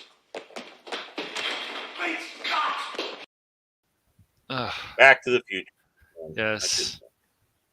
Mm-hmm. Just sorry, I haven't been running on full. When they put words like edgy, especially now, I don't know. It's just like something goes off in my brain to say, do we need to say the word edgy? Yes, I agree with that, Chase. But yeah. What do you guys think? Would you rather have a sequel to the original film, or are you happy to have a reboot? Sequel. Well, I want a sequel. How long has it been since the last one? A long. 97 was the last time. Yeah, it was pretty good. We had a Spawn movie. It's pretty good. It was more, and I have to give what's his name who played John Leguizamo. Thank you, John Leguizamo, as started with a V. I can't think of his name now. He's basically like an incarnation of the devil, I think, if I remember. Yeah, evil clown. Basically, evil clown. Mm-hmm. Even if he's a putz. Vindicator or something, right? Vindicator, is that it? Something like that. That might be it. I'm not sure. Yeah. But the story in the first one, it did follow the comics. What happened to his wife and what he wanted to do to get her back. And yeah, it's Spawn is an interesting, very dark, disturbed, tragic character, I would say. I think that's a few words to put with him. But I agree with Mike. Can't we get a sequel to this? They could do so much more with just what they did with the 90s and move to the... But no, we have to reboot it. All right. Violator. Well, I Thank mean, you, with there the clown. you Thank you, Resolute. I Violator. forgot. There we go. Yeah. Thank you, man. Well, I mean, the only problem with that has been so long since they had the last film. That's true. How are the actors? That's true, Jace. It did flop. It flops, but it's also a cult classic now. Yeah, it's not a terrible film. Right. I mean, I can see a soft reboot in the sense that don't do an origin, don't do everything brand new, but you're probably going to have new actors. That's Phil all. Juice has come back, guys. Pick the story Phil Juice has come back. Yeah, exactly. I agree. Phil Juice. Yeah. So I mean, I just say just pick up where the action left off. Don't do an origin or anything like that. Just do a film. Exactly. Yeah. Yeah. It's the first film in the 90s. Yep. If the first film in the 90s didn't do that well, just do even better. Look at what they did with the HBO series. They did some really good work. So, yeah. Yeah. Philly boy. Philly Juice is at it again, guys. Yeah, he is. Instead of Beetlejuice, it's Philly Juice. So this article says. This article says Blumhouse had Jason Blum on Spawn reboot. It's going to be edgy and original as compared to other superhero movies. This was posted on the 24th, which was just yesterday, and it's by J.B. Augustine. It says, many wait with bated breath for Todd McFarlane's next Spawn movie to finally get off the ground with the creator behind the camera. Most won't hold their breath, though, because we all have been hearing about this getting made for years with nothing to show for it. The film's chances grow slimmer each year, but its producer keeps his hopes high. Jason Blum, founder of the prolific horror studio Blumhouse, relishes the opportunity to put his brand's edgy spin on the Image comic. I'm going to bring the Blumhouse edge. It's going to be edgy and original as compared to other superhero movies. It's going to definitely feel like the Blumhouse version of a superhero movie, he told the press at New York Comic Con. Blumhouse is celebrated for its bloody thrillers, supernatural horrors, and updating of big franchises like Halloween. With that in mind, Blum sounds as if he's teasing a supernatural thriller that will focus on the hellish and adult aspects of Spawn in ways the 1998, I thought it came out in 97. Oh well. Well, what's year? It was 1 year. Let me check. But it goes on to say about the 98 films starring Michael J. White failed. And it says that film is considered a failure, yet has its devotees. Yeah, I just mentioned that it has a cult following. 97, Mike. Oh, by the way, I was right. Yeah, Mike was right. Don't question Mike. It looks like Bounty and Comics got it wrong. Yeah. Bounty in the comics, I don't know. That's 97, and it does make a difference. Bounty in the comics, it really does make a difference. It does make a difference. 1 year does make a difference. And Shock of Shocks, the hero's black. Do you know that? We never had that. Wait, what? No, Baron, you're mistaken. We haven't had any superheroes of a different skin tone ever. Ever. No. Nobody of a different skin pigmentation has ever been a superhero, Baron. Where are you getting your facts, man? It would have been great if they would have put a black man in the role of Blade. I don't know why they didn't. It's a shame. That was a big opportunity, and they wasted it. We're kidding, folks. We're kidding. We're kidding.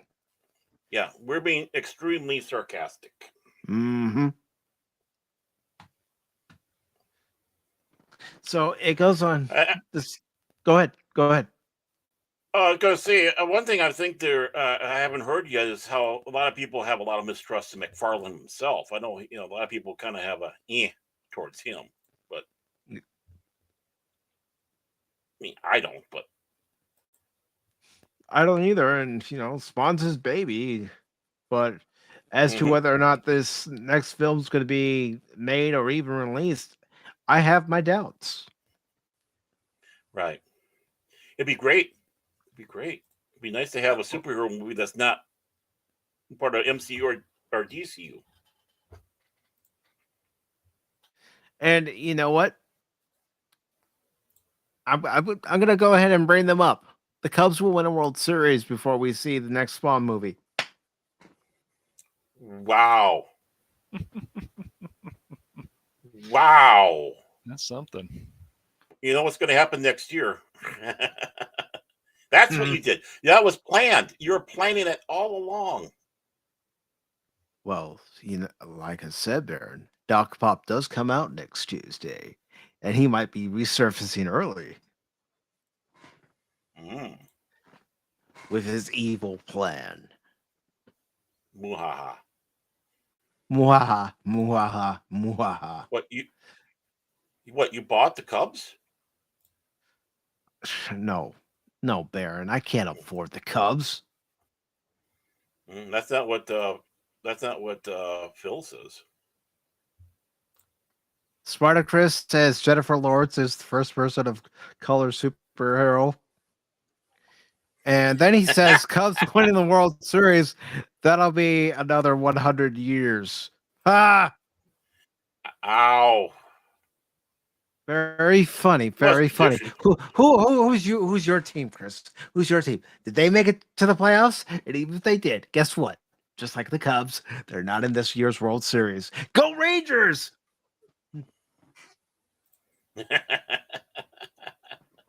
Yeah, not even the lowly Twins made it. Nope. We're gonna lose, Twins. We're gonna suck. We're gonna lose, Twin. Watch that scoreboard drop. Sorry, huh? All right, I get back to this article. It says Blum might be the right guy to take on the tragic tale of Al Simmons on paper, but lately they've batted zero for putting faith in David Gordon Green. Halloween Ends divided the Shapes fandom last year, and moviegoers are resoundingly disappointed by Exorcist the Believer. I've heard you shouldn't even go see it.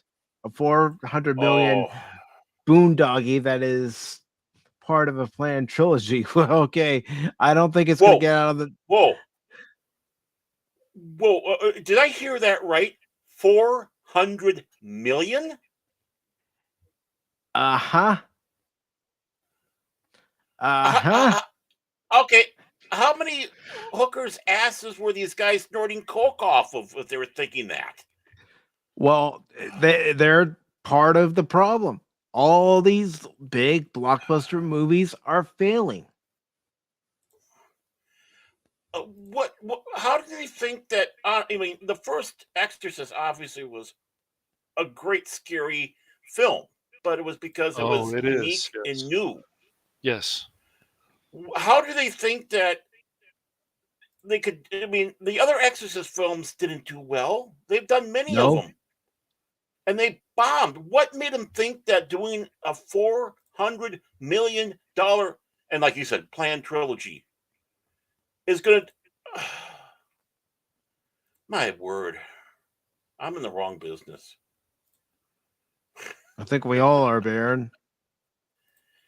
I mean, I wish I could sit around and fuck around and find out like those guys are and still get a big paycheck. Right. And the article goes on to say that's recent history. Most forgot about their debacle of an attempt to bring Gem and the holograms to the big screen a decade ago. Oh, God, I forgot about that. I did too. Blumhouse veered as Sure, far everything from. like that. I didn't care about Jim growing up. My sister liked it. I didn't care about it. Oh, well, I mean, it's a babe. It's like, hey, babe. That's right. I said babe. Blumhouse veered as far from the source material and its built-in following as they could, making a product so terrible that it was pulled from theaters after a week. But at least that got made. Heck, Expendables 4 only lasted a week at my local theater before they pulled it. Yeah. It kind of like Star Trek 5. That's right, Philly. I said Star Trek 5. Did I put that clip in here? Like it said, I was trying not to fill up too many clips. I don't think I. No, I didn't. No, I didn't. I didn't think I did. That's okay. Yeah. It We need our says, pain, though. yeah, we do. I don't want my pain taken away. I need my pain. Spawn brings row your boat. Sorry. Captain. Life is not a dream.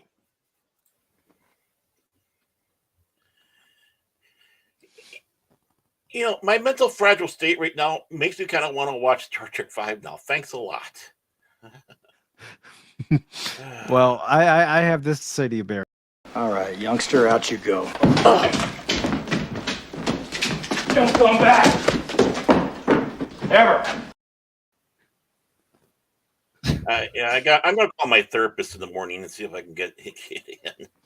I think I need it.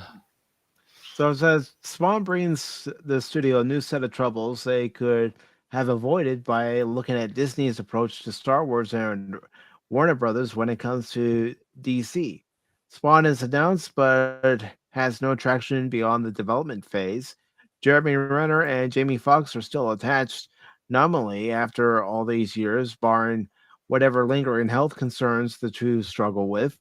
I mean, after all, what happened with Jeremy Renner this past winter, and then of course Jamie Foxx, you don't know when they're going to be 100% again. Or if. Yeah. Sadly.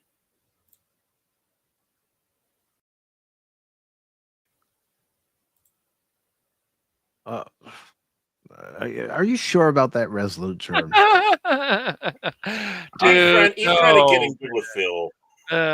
Resolute, he's trying to get in good with Phil. I don't know why, but Star Trek 5 is a masterpiece. And guess what? It's Big Daddy T-Gap. Oh, Big T-Cap. Daddy T-Gap, Steve. No, get it right. It's Big Daddy T-Gap.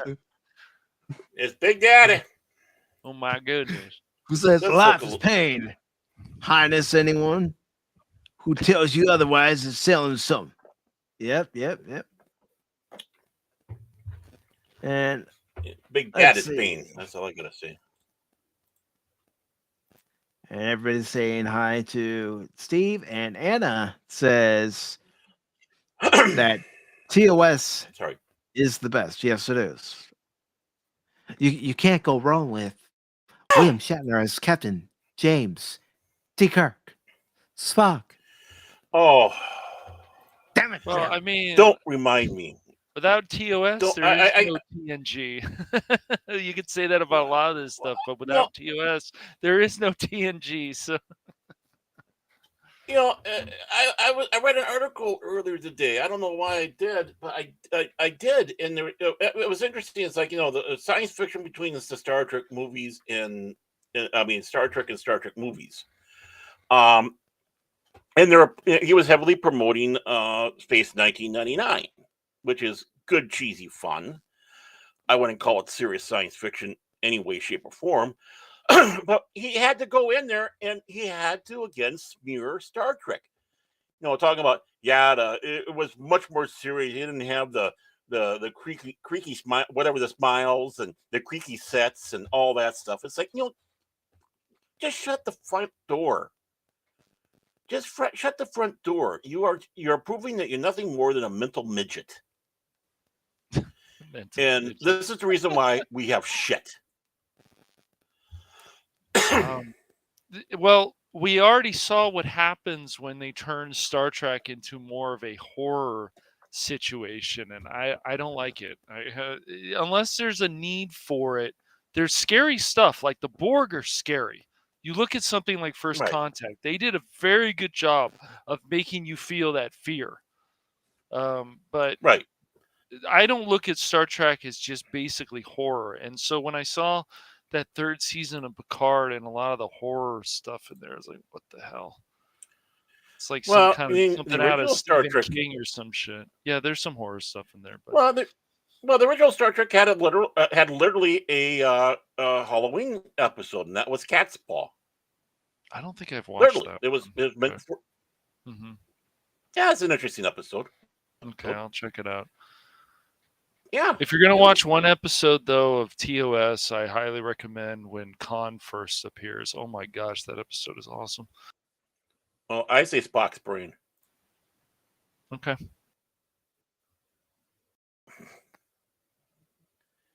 I think that one went right over his head, or over his chin, I should say.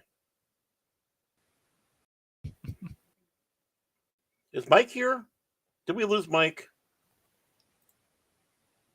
Is he giving us a silent treatment? He said he'll be right back. Ah, okay. I thought he was giving. You know how he sits back and says when he gets mad, you know it because he doesn't talk. I thought, oh, we finally did it. Raise the pirate flag. Arr! Yes. It's about time.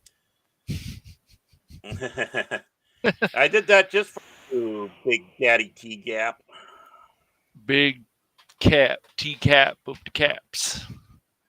T-cap. I still say it's perfect that we're getting Big now. Daddy Geek. Big Daddy T-cap or Gap or T-cap. I like cap better. No. I'm not crypto. It's Crypto's I don't. the other guy here. I don't think The one with the I've never magnificent even chin. dabbled in crypto. I don't think I want to. Yet. Is crypto still much of a Yet. thing? Yeah. I think so. Yeah. But what crypto do you want? Anna.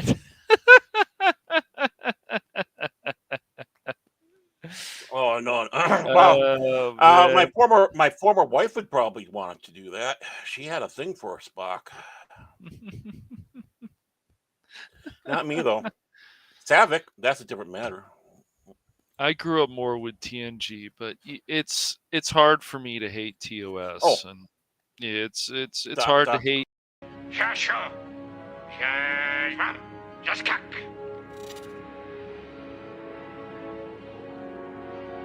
He said, "Today is a good day to die." Oh, he's back. I guess He's so. back doing whatever.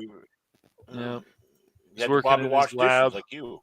He was working in his lab. That's all. He's trying to come up with new concoctions. I'm working on my latest experiment.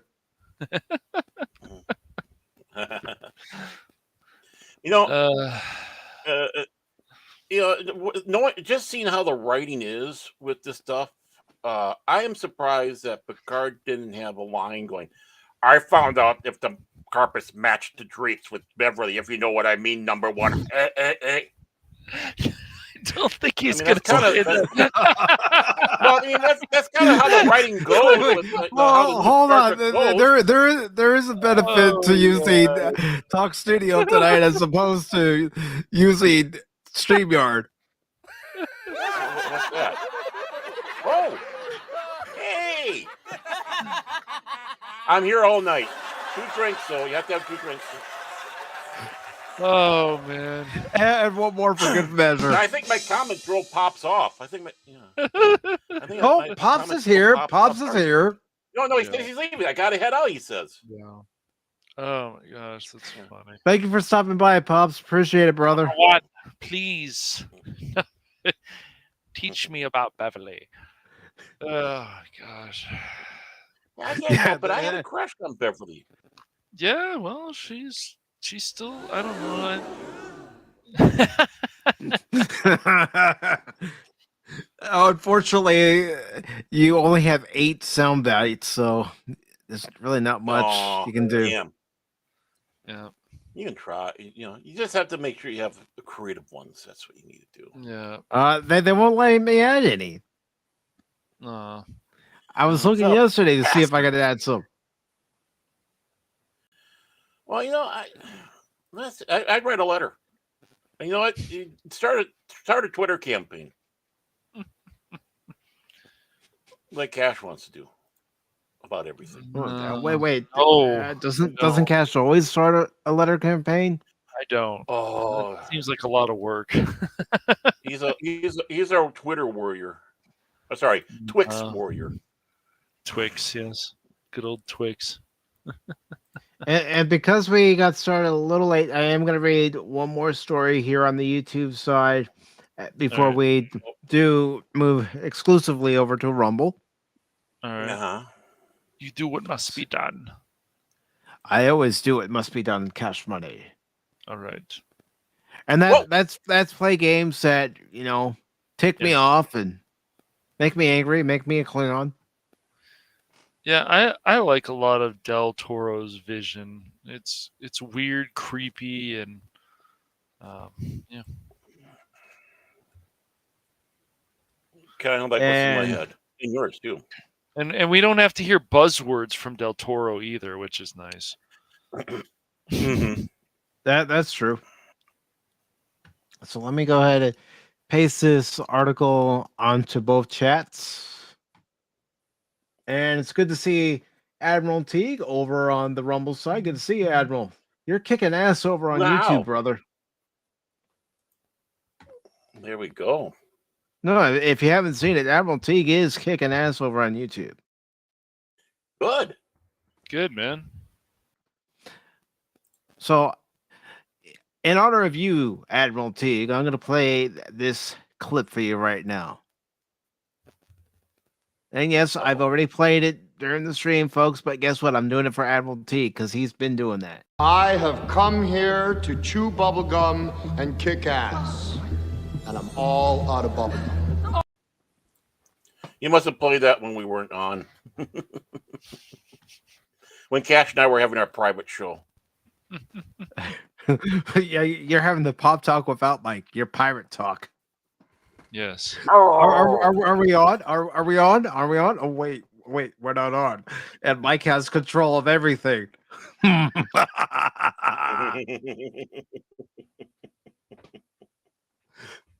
But I can laugh.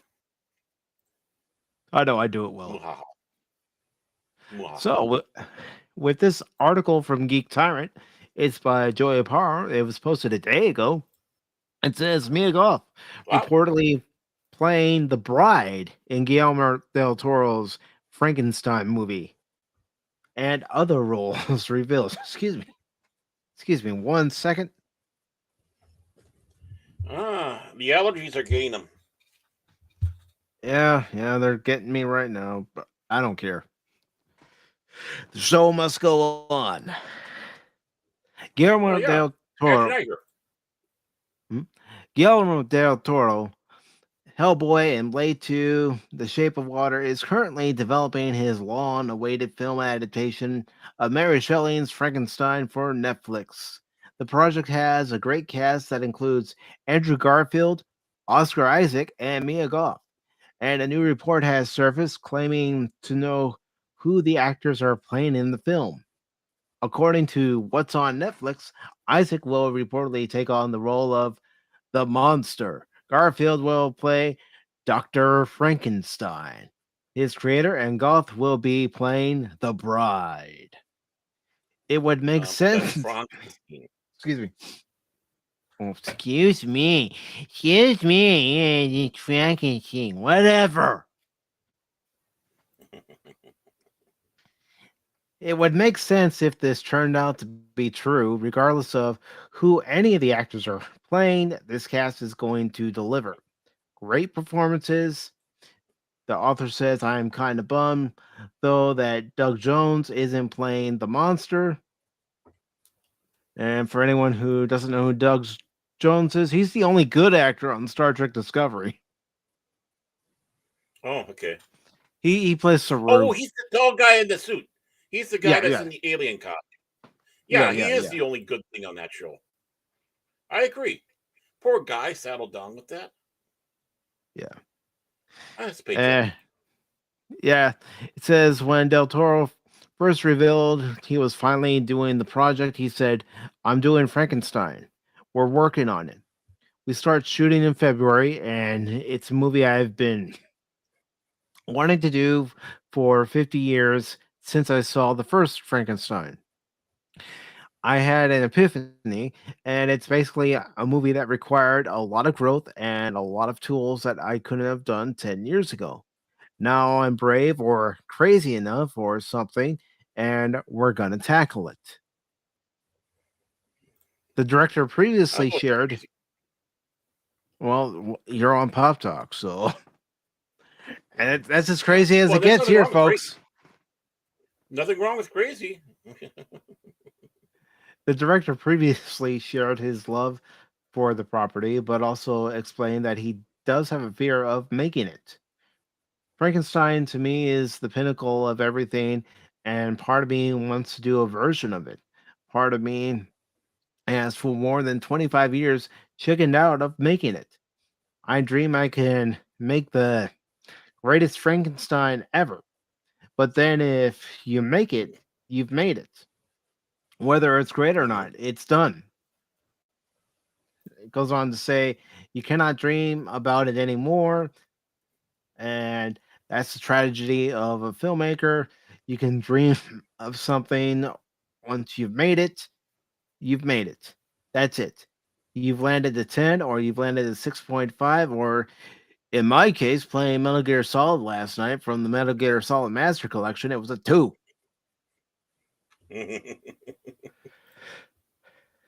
But you were at the Olympics already and you were judged.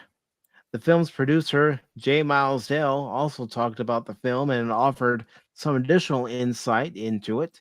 According to him, Del Toro is building his own monster universe. He explains, at one time he was going to do the monster universe with Universal, Frankenstein's Bride, Creature from the Black Lagoon, Invisible Man, the Wolf Man, and he didn't.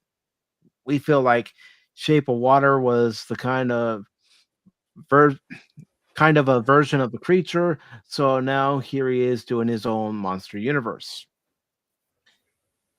I love Del Toro. That Del Toro is looking to make a monster universe. He made such an incredible and wonderful film with The Shape of Water, and I have no doubt he is going to make an awesome Frankenstein movie. And this is the author talking right now. Mhm. And then it goes on to say that it's going to be deeply emotional in the last couple of films. And this is Dale speaking. Certainly with Nightmare Alley and then with Pinocchio, we've dealt with the whole father son relationship. And Guillermo and I lost our fathers in the last few years. And unfortunately, the anniversary of my father's passing is coming up in January. It'll be 20 years. Wow. Yeah. It's amazing When how you have time flies. when you have a strong father figure, it is a big part of our lives. That's for sure. This version of Mhm. Frankenstein very much goes down the thematic road. So I feel like the third film in Guillermo's father trilogy. That's exciting, and when you read the script, it's very emotional and, of course, very iconic. When Mhm. talking about the cast of the film, Dell said it's a pretty good cast. We've had pretty good cast the last couple of films. The last one was insane, frankly. I mean, that's a pinch me cast, and so is the Shape of Water cast. That's another dream cast. I think there are a lot of actors that really want to do work with Guillermo, and so that makes things a little bit easier. So it should Mhm. be fun. Nothing's easy, and that one's not going to be easy. It's a big movie. Excuse me. 1 second. Mhm. It's a big And, movie while he's with a ship stuck in the ice and a ton of other things, but we got a little bit of lead time on it, and we're excited to get going. And what did Jace just send me? Uh-oh. Oh, I'll have to show you guys this later. Oh. Naked lady? No, Baron, no. Nope. Oh, okay. This is a Sorry, Jace sorry to guy. disappoint. Sorry to disappoint. Definitely not a naked lady. It's something though. Well, it's Jace, so I hope it's not a guy. Naked one.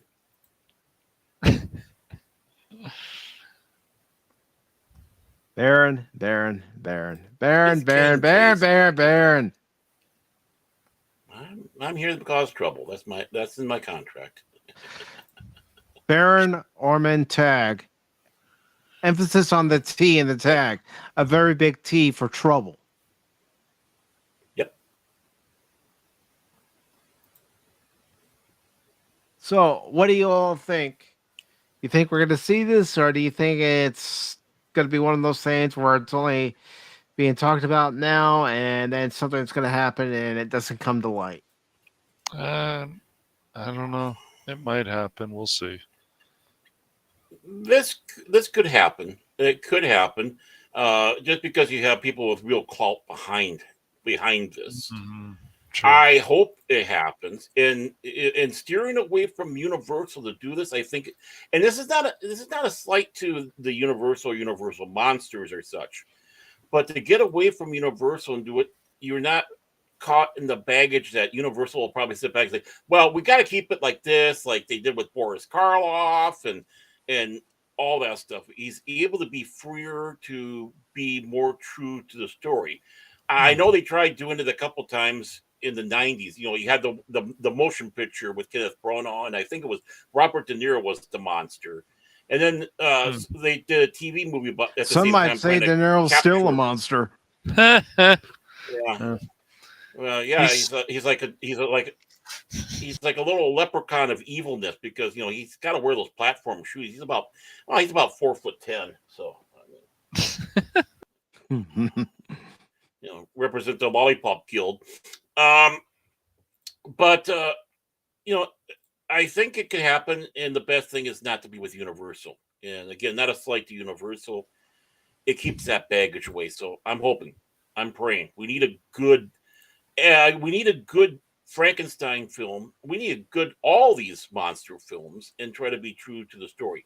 I know they try to do it with Bram Stoker's Dracula, you know, but you know, which was a pretty good adaptation. But I'd like to see some people trying to keep to what the true core to the story is. So I hope so. I'm knocking on wood. Well, it would be nice, you know. Knocking on wood right now. Yeah. And the thing is Universal can't see a damn thing because these are all public domain. Yep.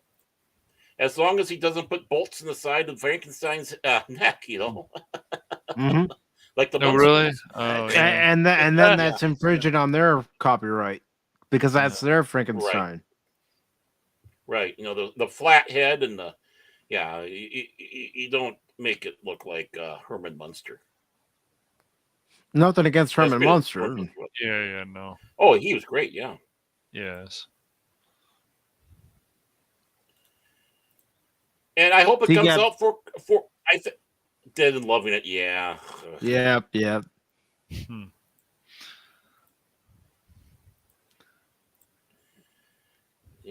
Dead and Loving It, yeah. That wasn't that good of a film.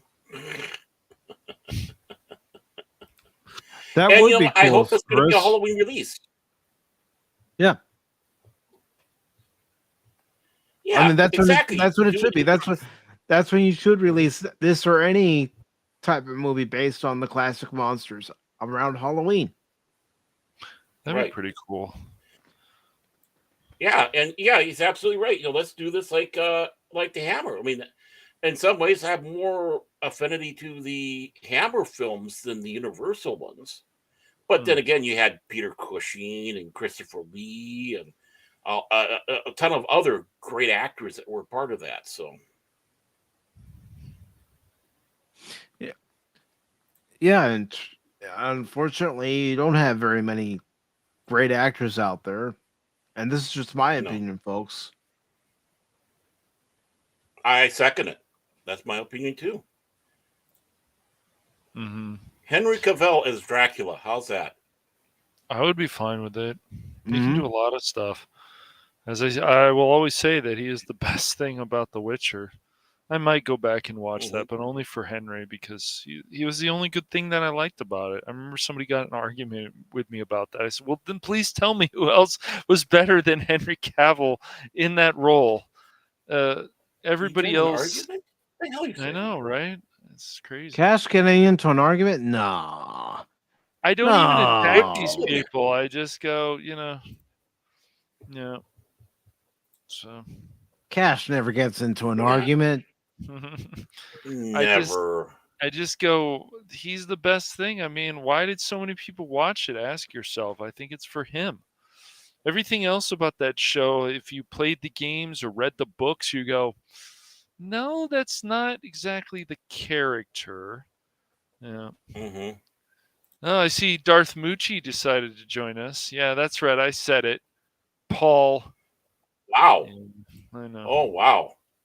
Talk about starting arguments. Woo. I know, right? He's on a roll. He's on a roll. Come on, but- Cash. I don't have all the clips that I have on the StreamYard side I know, uploaded I here. I know. Wow. But that escalated quickly. Rick killed a man. Yeah. How's it going, Paul? Hey, Paul. And Resolute Germ says, I don't know if I trust Del Toro with this idea. He was big on the Universal Monsterverse crap, so his taste is highly questionable. No. I don't know. He's done some interesting things. I still haven't watched The Shape of Water. I know people like to make fun of that, but it sounds like a pretty interesting concept. My brother liked that movie a lot. I think he does interesting things. Pan's Labyrinth. Yeah, Pan's Labyrinth. Yeah. Mhm. That was a very interesting. See, I dark, corrected twisted movie. Cash on You something did. this You time, got it. folks. You got it. Yay! Labyrinth. Yeah. You finally did it. Yay. Oh, shut up. This is why Baron and I are pirates, man. We have to put you back in the game, Baron. You forget. Baron. You forget who has all the control, Cash. Me. I have all the power.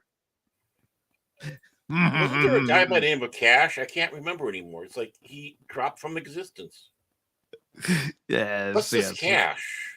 I don't know. Cash Money 007 used to be a co-host here. Then he ran his mouth. Oh. Yeah, but he forgot that night that he ran his mouth that I have the sole power tonight. I am not sharing the power tonight. It is all mine. Mm-hmm. And I'm just amazed. He's the one that got booted, not me. Huh? I know. Oh, there he is. Oh, I'm back. Yep. Sorry, Philly boy, you didn't get your wish. I know you were praying, so no. Come on, Mike. Fire Cash. Fire. Come on. It's Where not is even that Cash working for Money? me. I have cash derangement syndrome. Cash Money derangement syndrome. I'm telling you guys, I do. We almost got Jenna from Another Planet as a co-host there, but okay, but no, Cash came back. Yeah, you get no. Well, Mike could replace both of us with females if he wanted to, Baron. Well, yeah, I know. He's don't think he hasn't been thinking about. You know he has. You know he has. I would be. I mean, honestly. No. Yeah. Okay. Well, We're waiting.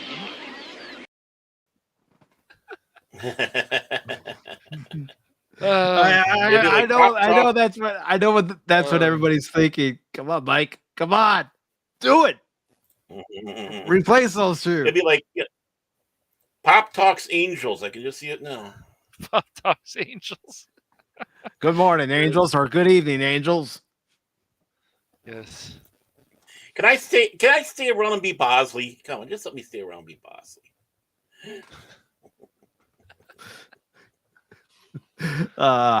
We do like to have fun. Yes, we do. We're having fun. Okay. Yeah, especially since the stream didn't start off the way it should have with a different streaming service that decided, nope, I'm not going to stream. Oh, yes, you are, you son of a. And Cash and I were having such a great show talking over there. Yeah, talking to yourselves. Talking to yourselves. We were even singing sea shanties, right? Yes.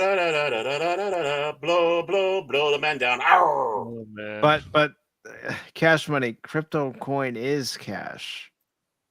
I have never actually used crypto. That's what's funny about people talking about crypto. Never used it. Is that why TCAP Steve keeps calling you crypto coin? Well, TCAP is a Big Daddy TCAP. Get it right, Big Daddy.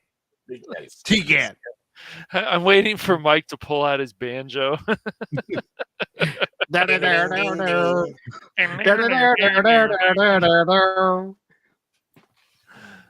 only crypto I recognize is the Super Dog. Yeah. Yep. What?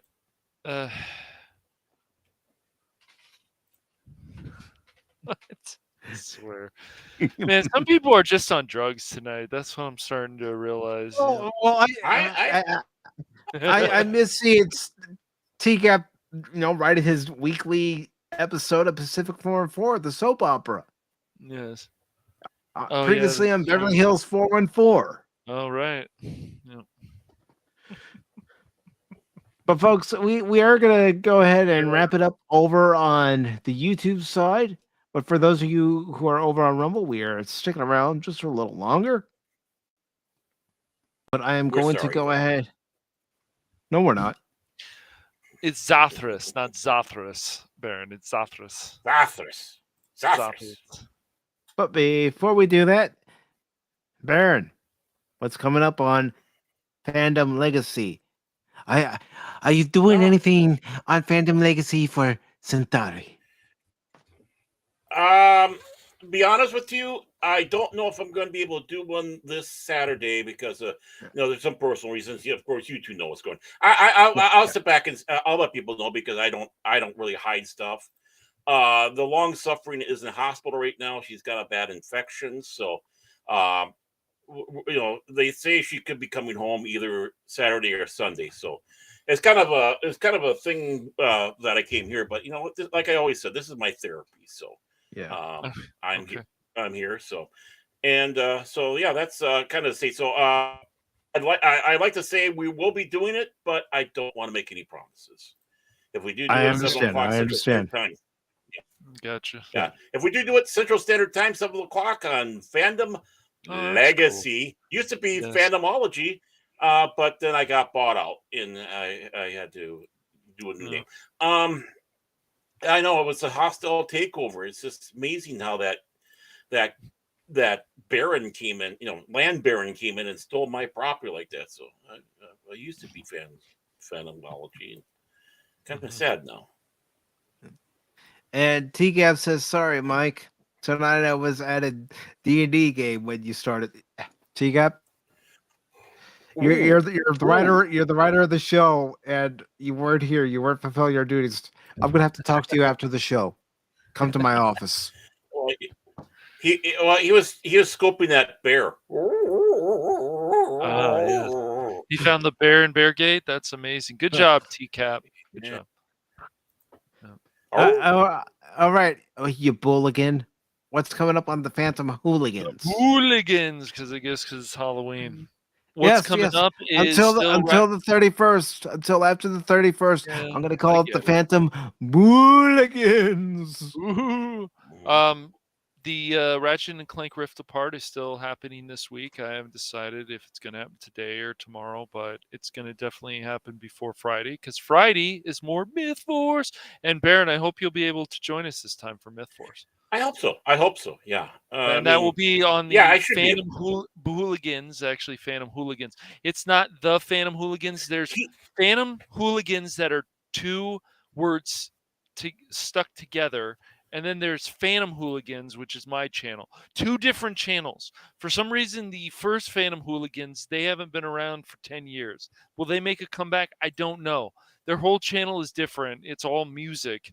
But the Phantom Hooligans is definitely a channel of shenanigans. So, yeah. Did you hear that? He said Booligans. Do you hear that, Mike? He actually said Booligans. Yeah, and we'll keep this. We'll keep this episode for prosperity because, or posterity. Sorry. I get it. Yeah. It's Halloween, so Booligans. Yes, we'll put some ghosts. Oh, put in the vault. Yeah. This episode's got to go in the. We got to cook that. We got to cook that. Bill, Crit, market, Paul, market. But those videos still haven't come out yet. I'm still working on stuff on the Rumble channel and the Cashmoney Madness, which is basically the Phantom Hooligans. 3 years later. 3 years later. Okay, folks, here's my Talking Pinheads video. Yep. Those haven't come out yet. They've got to sound good. But other stuff, the Ratchet and Clank, more of that is happening this week, probably tomorrow. And then Myth Force on Friday. And then possibly Dishonored, because I will be starting that soon. So, well, you are Dishonored. I know. I was going to say, how apt. Yes. And since a certain person who's here gave up on a certain game, that it's possible that another person may be playing a game like that. Yes.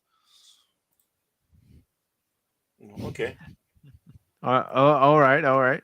And as far as PACIFIC414 on YouTube is concerned, well, tomorrow I will resume my gameplay of not Metal Gear Solid, but Cuphead. So I will be playing that tomorrow on both the YouTube, Rumble, Twitch, and Kick channels. And then, of course, Sunday. Yes, Barons. Yes. And then Sunday will be the Sunday edition of Pop Talk, the last one of October. And then next Tuesday will be a special Halloween night edition of Pop Talk, where we're going to be talking about horror movies and horror comedies. Everything to do with Halloween. Although I'm not requiring anybody on the panel to dress up.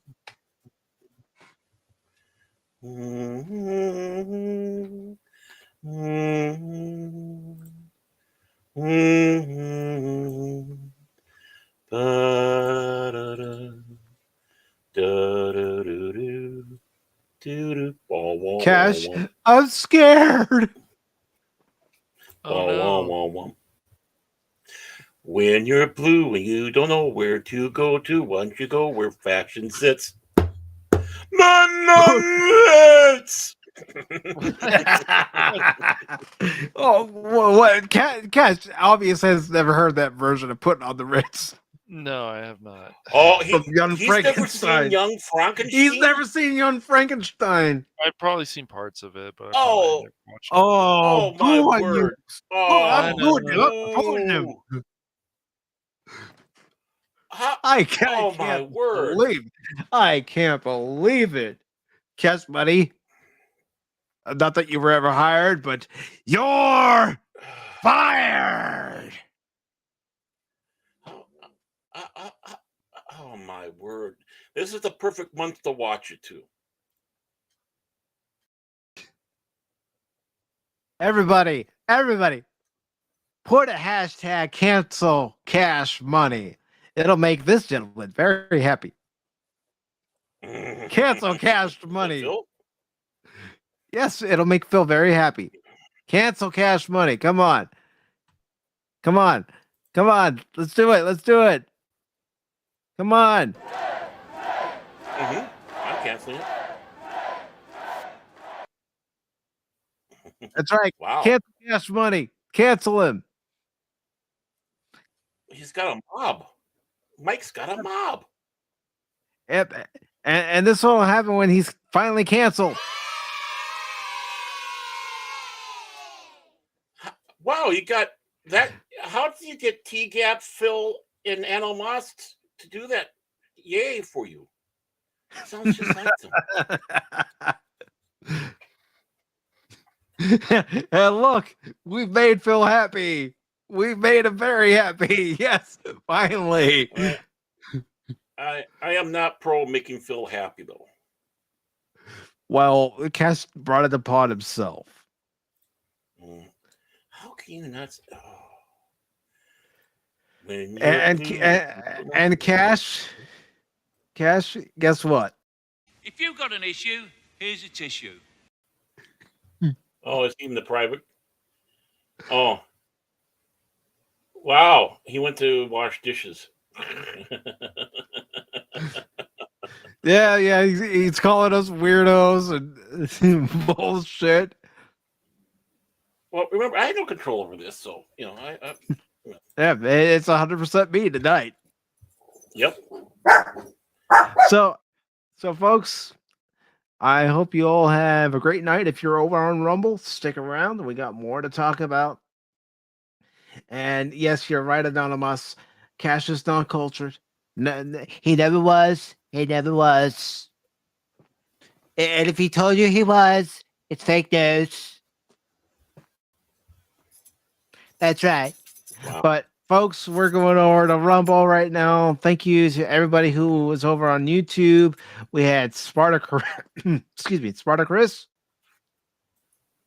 Phil McCracken, T-Gap Steve, Paul of Phantomology, and I'm going to be scrolling up here because unfortunately it doesn't let you star any of the chats so you can keep track of who was here and who wasn't. Jason Fox of 540 Studios. Okay, already mentioned T-Gap, already mentioned Sparta Chris. Resolute Germ was here. Scrolling up. Anna, it was good to see you. Anna's Game Land, real good to see you. And you can also catch Anna over on Legion Talk every Sunday. I think it starts at 3, but Anna, if you're still here, please correct me if I'm wrong, where they actually go over an episode of the original series on Star Trek Engage. That's with Ryan of Legion Talk. And you also have Horny Alpha over there. And Samael is there too. So I'm trying to remember who else is over there, and then it came to me. So please go over to Legion Talk on Sundays at 3 and hear their opinion on the original series episode that they are reviewing. They just did the 2-part menagerie over there, and I like the way they do it. They review one episode and they go over it. And with the menagerie, part 1 and part 2, they covered a lot of detail about that episode because there's a lot to discuss. Right. And let's see. I already mentioned Resolute, T-Gap, Sparta Chris, Anna. Just gotta scroll up because I know we had TKO, DDOD, aka Pit Viper, aka Chaos. So I do want to acknowledge him as well. Pops was here. Thank you, Pops. And let's see. As we scroll up here, it's just gonna take me a little bit, folks. All right. Keep scrolling. Keep scrolling. Keep scrolling. Keep scrolling. Of course, mentioned Phil. Thank you, Phil. I said thank you, but you can boom. There he is. There's Mr. DDOD, TKO, Pit Viper. There he is. See, here's him as Pit Viper. And let's see. I know Anonymous was over on the YouTube site earlier on the original stream that unfortunately did not work. We also had everybody's favorite penguin besides Punkwaddle. I want to make sure that I'm a diplomat here. Low spec Linux laptop. Okay. I know Brandon Looney Tunes Fan 2000 was here. So I scroll up. Jace was here on both streams, the original and this one. And we also had the angriest of Canadians. I don't know why he's so angry, but he is for some reason. the angry Canadian. And of course, we had everybody's favorite, the Padawannabe. He's okay. That's your opinion, man. Oh, and by the way, I do have that clip. Yeah, well, you know, that's just like your opinion, man. So when's Cash coming back? I don't know. Maybe never. Maybe never. But Brandon Looney Tunes Janet from their planet, are you out there? Already mentioned Angry Canadian, and also Kathy Skywalker was here. I'm just looking for her name. Let's see. Yeah, there she is. And Kathy Skywalker was here on the YouTube side. So after this first test, especially going out on the YouTube side right now, I gotta say some of the minuses of using Talk Studio over StreamYard is that you can't put a star or some sort of asterisk next to the person's name, so you can keep track of who is here and thank them after the show, like I like to do.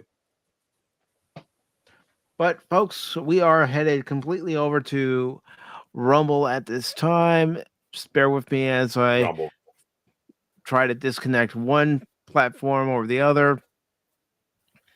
But I want to thank everybody. Oh yeah. This ought to be interesting. The question is, will I be able to do it? That's what I mean. Yeah. Otherwise, we are going to have to continue on both sides until I can get it working properly. But I do want to thank everybody for being here, and thank you for putting up with this test. I'm going to keep testing it because there is something I have planned for December, and StreamYards doesn't offer the amount of space I need in order to pull off what I have in December, as far as guests are concerned. And I don't even know about it yet, so don't ask me. I don't know anything. Mum's the word, huh? Well, you didn't tell me. You're keeping it a secret, so it's like, going full Lucas. Well, you see, I don't think that you or Cash or anybody really knows what my vision is. Yep. I have this vision. And Cash is probably, Cash is probably wondering, okay, Mike, are you going to let me back? Maybe, maybe not. Okay. Ignore that, Baron. Powers. All right. So, okay. what I'm trying to do is I'm trying to get it to where I can get into an area. So bear with me, folks. Here. All right. I'm gonna try it like this. Okay, I got it open on two different windows. All right, let me close this one out. This is like watching someone mix sausage. Hey, hi, everybody. I don't know if we're still on the air, but hi. Guess what? Looks like I took over. Arr! Am I still on the air? Somebody tell me, am I still here? Arr! Pirate talk. I'm still here, Baron. I'm still here. But I'm trying to do it this way. That's what happens when you use a different streaming software. Yeah, but folks, my little pipe dream. Here we go. We are shifting over to Rumble in 3, 2, 1.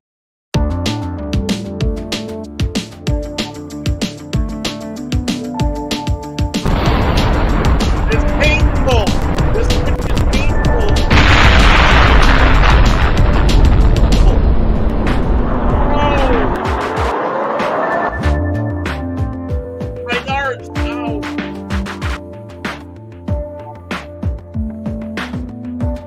everybody.